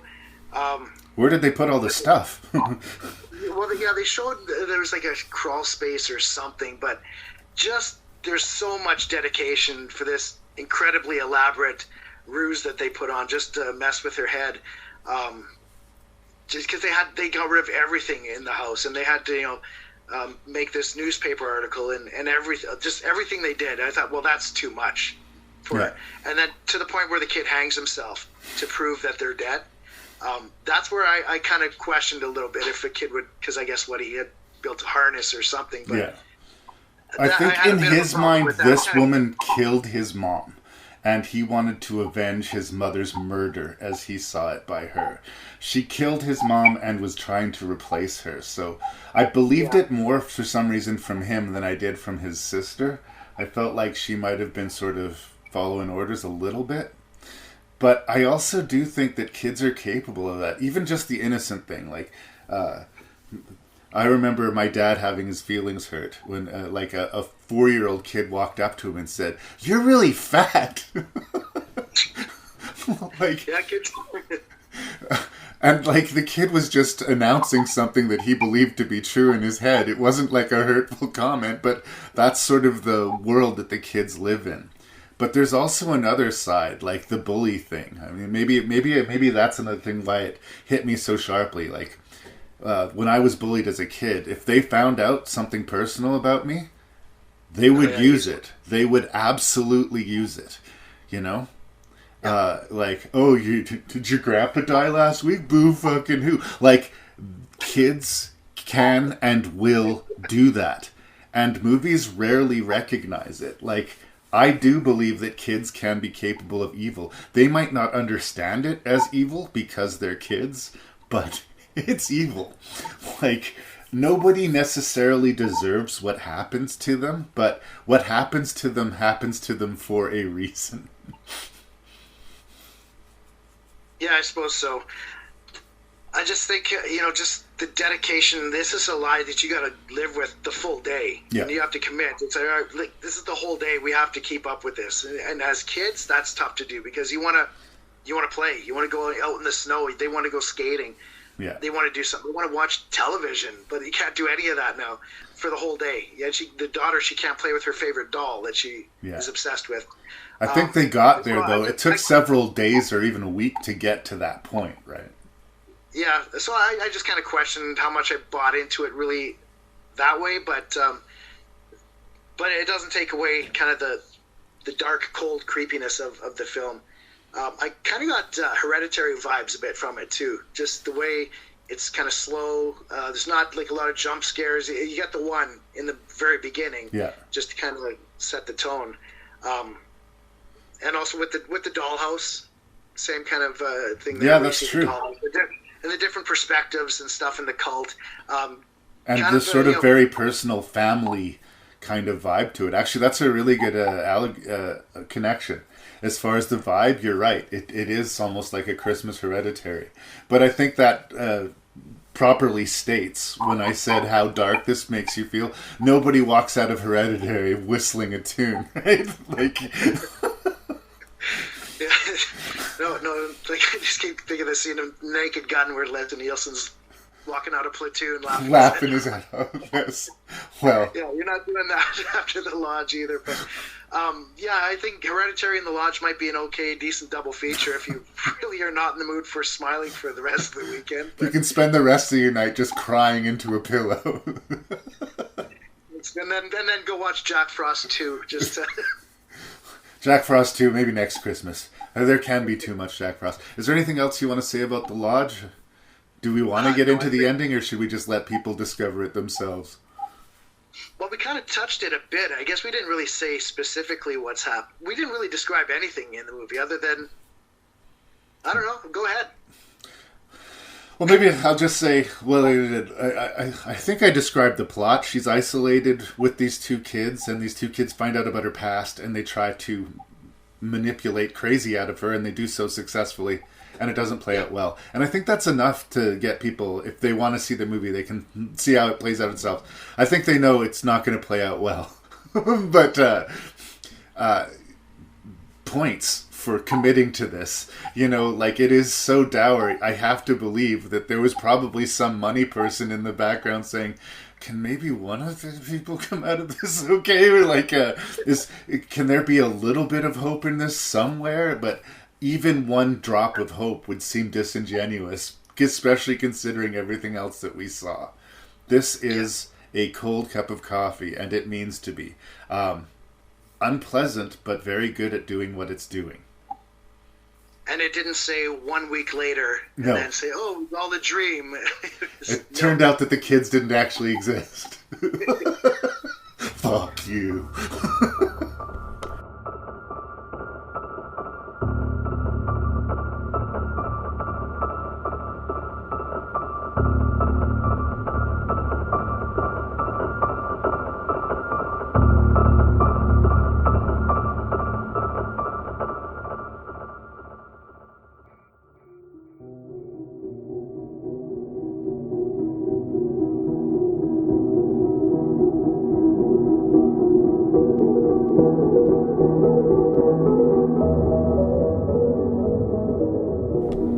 Scott Michael Lehman. I'm using my dad voice now. You're in trouble or something. Scott, thank you so much for participating in this Christmas episode of Rank and Review. Always a pleasure to see your face. Kind of an interesting list of movies. I mean, I can't say that they were all successful, but I certainly enjoyed watching them. I enjoyed talking about them. I feel like there's an obvious top and bottom, but I could be wrong. Surprise me. What was your least favorite of these 6 Christmas-themed horror movies, and why? Okay, let's do it. And first of all, Merry Christmas, Larry. Merry Christmas, my friend. Thanks for letting me do one of these Christmas reviews with you. In 6th place, at the bottom, I have to put A Creature Was Stirring. I've just... Simply put, I wasn't sure what the hell was going on in the movie, and I lost interest of finding out. And then the ending just made me just want to chuck the DVD across the room. But that's where I land on that one. Alas. Yeah. Number 5 is... I'm not sure. I'm going to actually put The Lodge at number 5. Oh, wow. I'm just not sure if it was my type of movie. Some of the elaborateness of the kids committing to this seemed a little bit implausible at times. So this movie probably should be ranked a little bit higher, but I guess it like I said, it felt like a one-time watch when I was done. But then that's when I wrote the list down. Right. So I'm leaving it at that. 2 days later, I couldn't stop thinking about it. So should it maybe have gone up a spot? Maybe. There'll be a time where I watch this again. It won't be right away, though, is what I can say. So it's one that kind of sticks with you for a bit. After some time, it'll get viewed again. But initially, it didn't feel like my kind of Christmas movie as much. Fair enough. But it's there. Which means Red Christmas will get number 4. It's not as well made as The Lodge, but I guess it's a number 4 slot type of movie for me. Some of the acting was good enough, and there's some glorious kills and some guffaws. It's I kind of have a soft spot for the low budget movie that tries to do something, I guess. But it was completely successful in the way that Creature Was Stirring failed. So yeah, I think so. Which means the mighty Jack Frost is going to go up in 3rd place. And don't get me wrong. I mean, Jack Frost is not a good movie. I'm not trying to say it's a good movie. It's a bad movie, but it knows it's a bad movie, and it knows it's a. I don't know. It's like the filmmakers know how ridiculous their snowman looks. They have to know, but they're not going to They just go with it, and there's just something I applaud and laugh at with it. It's a guilty pleasure movie for sure. And I'm here for it. And yeah, it's got a snowman rape scene that ends with a kill, and it's played for laughs. Yeah. That happens in this movie. So top 3 it gets. Number 2 for me is Silent Night, Deadly Night. That's the one of the 6 that we reviewed that I think is the most like a Christmas classic, if I could call it that. It's the one I think that's most likely to be a staple. Like, an annual horror fans would watch it every Christmas season. And it probably would have been number one if I didn't love Art the Clown and the Terrifier franchise so much. Right. Because this one, Silent Night, Deadly Night, is the Christmas horror movie of these six. It's the one, it's about Christmas. It is Christmas. It needs to take place at Christmas. That's all there is to it. It couldn't be, well, it could be Thanksgiving. It could be someone's birthday, but no, it's a Christmas movie. Yeah. And yeah, Terrifier 3, I'm giving the top spot. Maybe it's skewed a bit because it's new, saw it in the theater, maybe, but I'm a huge fan of this franchise, and it feels like, although it feels sort of like something old, it's giving us something new. And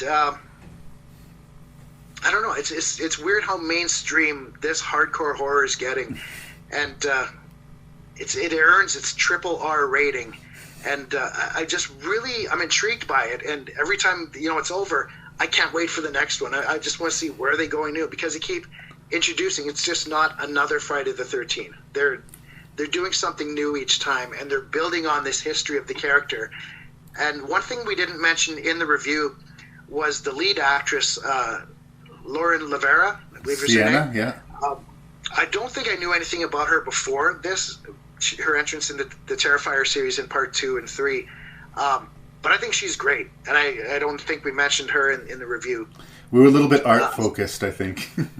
Yeah, she's a strong final girl, I guess, but she's, I think, becoming as important to this franchise as Art, arguably. But I think she's going to be a name we probably see for a while here in this franchise, and probably in other horror movies. She can maybe be a next Jamie Lee Curtis. Who knows? Maybe, but there's so much background, unanswered questions, and it stays intriguing, and I'm a fan. Nice. Well, I actually thought we were going to be closer than we are on the list, but these things happen. But let us start in agreement. In 6th position, A Creature Was Stirring. I get especially burned when, I get intrigued by a movie, only to find out that it just had nothing to back up its premise at all. So, as much as I usually like to cheer for a micro-budget movie and, I can sometimes make excuses, I really feel that the third act of this movie it commits suicide. It really undoes anything good that it had accomplished. So there it was. In 5th place is where I put Red Christmas. I think it suffers from the same kind of low budget problems that some of A Creature Was Stirring was, but has less of them. There was times where I was frustrated by the choices that characters made, or that there were easier solutions that were being presented to us, but it mostly works, and I have a deep affection for Dee Wallace. There are things to cling on to here, but for me, this is 5th place. In 4th place, I am going to put Jack Frost. Like you said, it's a bad movie. It is a bad movie. It knows it's a bad movie. It's okay with being a bad movie. And you just have to catch the wave of it. If you fight the movie at all, you're going to win, right? Just let Jack Frost do its thing, and on the right day, in the right mood, you'll be able to laugh at it. On the wrong day, in the wrong mood, it'll probably just be irritating. But, some rum and eggnog and some Jack Frost, it'll be fine. You'll be fine.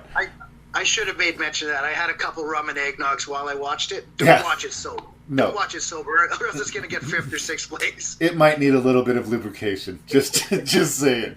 The Lodge made it all the way to 3rd place for me, and on a technical filmmaking level, it might deserve to maybe be higher than that, because it really did kind of trouble me. It was an upsetting movie, and it meant to be. It was deliberately any good vibe that you get out of a Christmas movie, this is the opposite of that. It sticks that knife in your belly, and it turns it and turns it and turns it for the whole movie. And then it just sort of leaves you in this devastated place. Fa la la la la la la la. but I couldn't quite put Terrifier 3 at the top of the list. Maybe because it's new, I put it in second place, but like it's tough. Like, I think it's excessive. I think it doesn't need to be over 2 hours long. I do think that Leone, as a director, needs to be a little bit more disciplined in his editing. Not even with the kills, even if you want to keep all the kills, some of the dialogue scenes just, there's too much air in them. Like, he makes the movie 2 hours for the sake of making the movie 2 hours. I also think that without Silent Night, Deadly Night, Terrifier 3 doesn't exist. I think that Silent Night, Deadly Night is kind of the grungy, perverse, ugly Christmas movie that, you know, got all the moms upset and picketed. Like, it was that movie. It is the movie that got people all upset about the war on Christmas. And I get why it made them upset, because it's completely exploitive and ugly and excessive in every way. And I applaud it. I applaud it for not taking any half measures. I applaud it for being sleazy. I applaud it for being violent. It's an anti-Christmas movie, and it is so successfully. Instead of being a bad movie that knows it's bad, it's a good, bad movie. if you can sort of separate that distinction. And I think, in a weird way, it's kind of groundbreaking, and at least within our beloved genre, important. And like I said, I think it was a necessary step to get us to where we are now with Terrifier 3. Terrifier 3 did ruffle some feathers, and I think horror movies are supposed to do that. I mean, if people are saying this shouldn't be made, or people are passing out in the theater, well, that probably means that you have a quality horror movie there.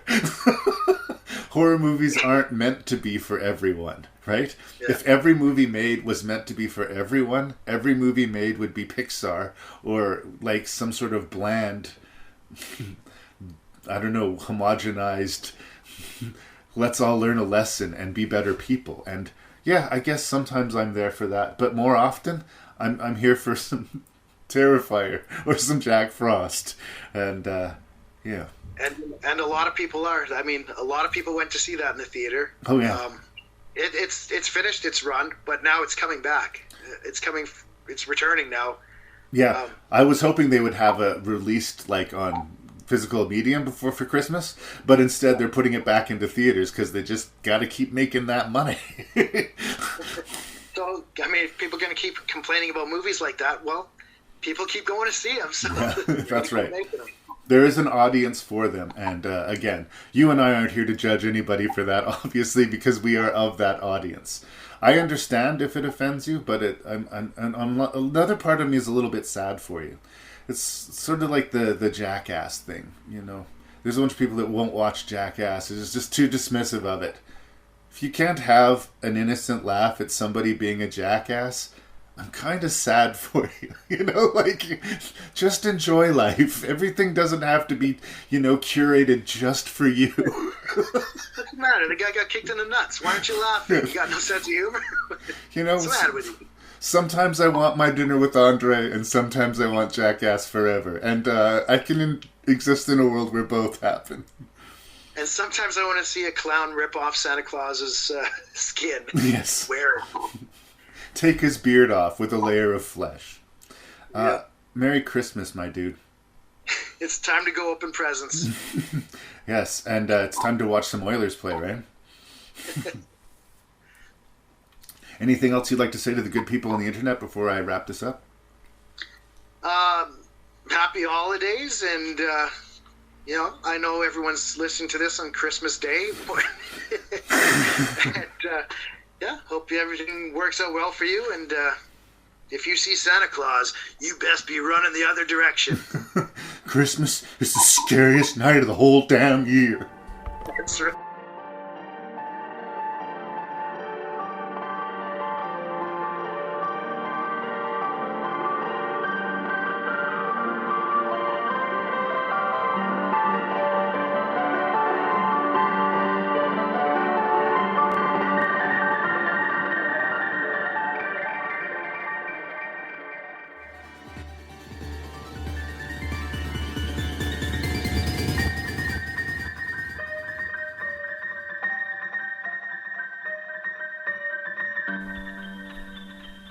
So endeth the lesson on Have Yourself a Scary Little Christmas, Volume 4. I'm sort of surprised when we were doing the reviews, it sort of seemed like we were matching up, but when we did the list, we didn't match particularly well at all. But I think we both just enjoyed the list and enjoyed, you know, even the swings and the misses. There's something kind of gutsy about the darkness of these movies and how they counterbalance with the holiday season. But what did you think? How do you think these should rank? What do you think of holiday horror movies? Are they worth getting upset about? Are they worth getting excited about? The feedback can be sent to ranknreview@gmail.com. That's ranknreview@gmail.com. Check out the website at ranknreview.ca. If you need something else to plug in your ear, I invite you to check out the Shelf Shedding Movie Show, hosted by Mr. Jason Dubray, friend of the show and co-member of the Rank and Review Film Club, which Scott Lehman is also a member of as well.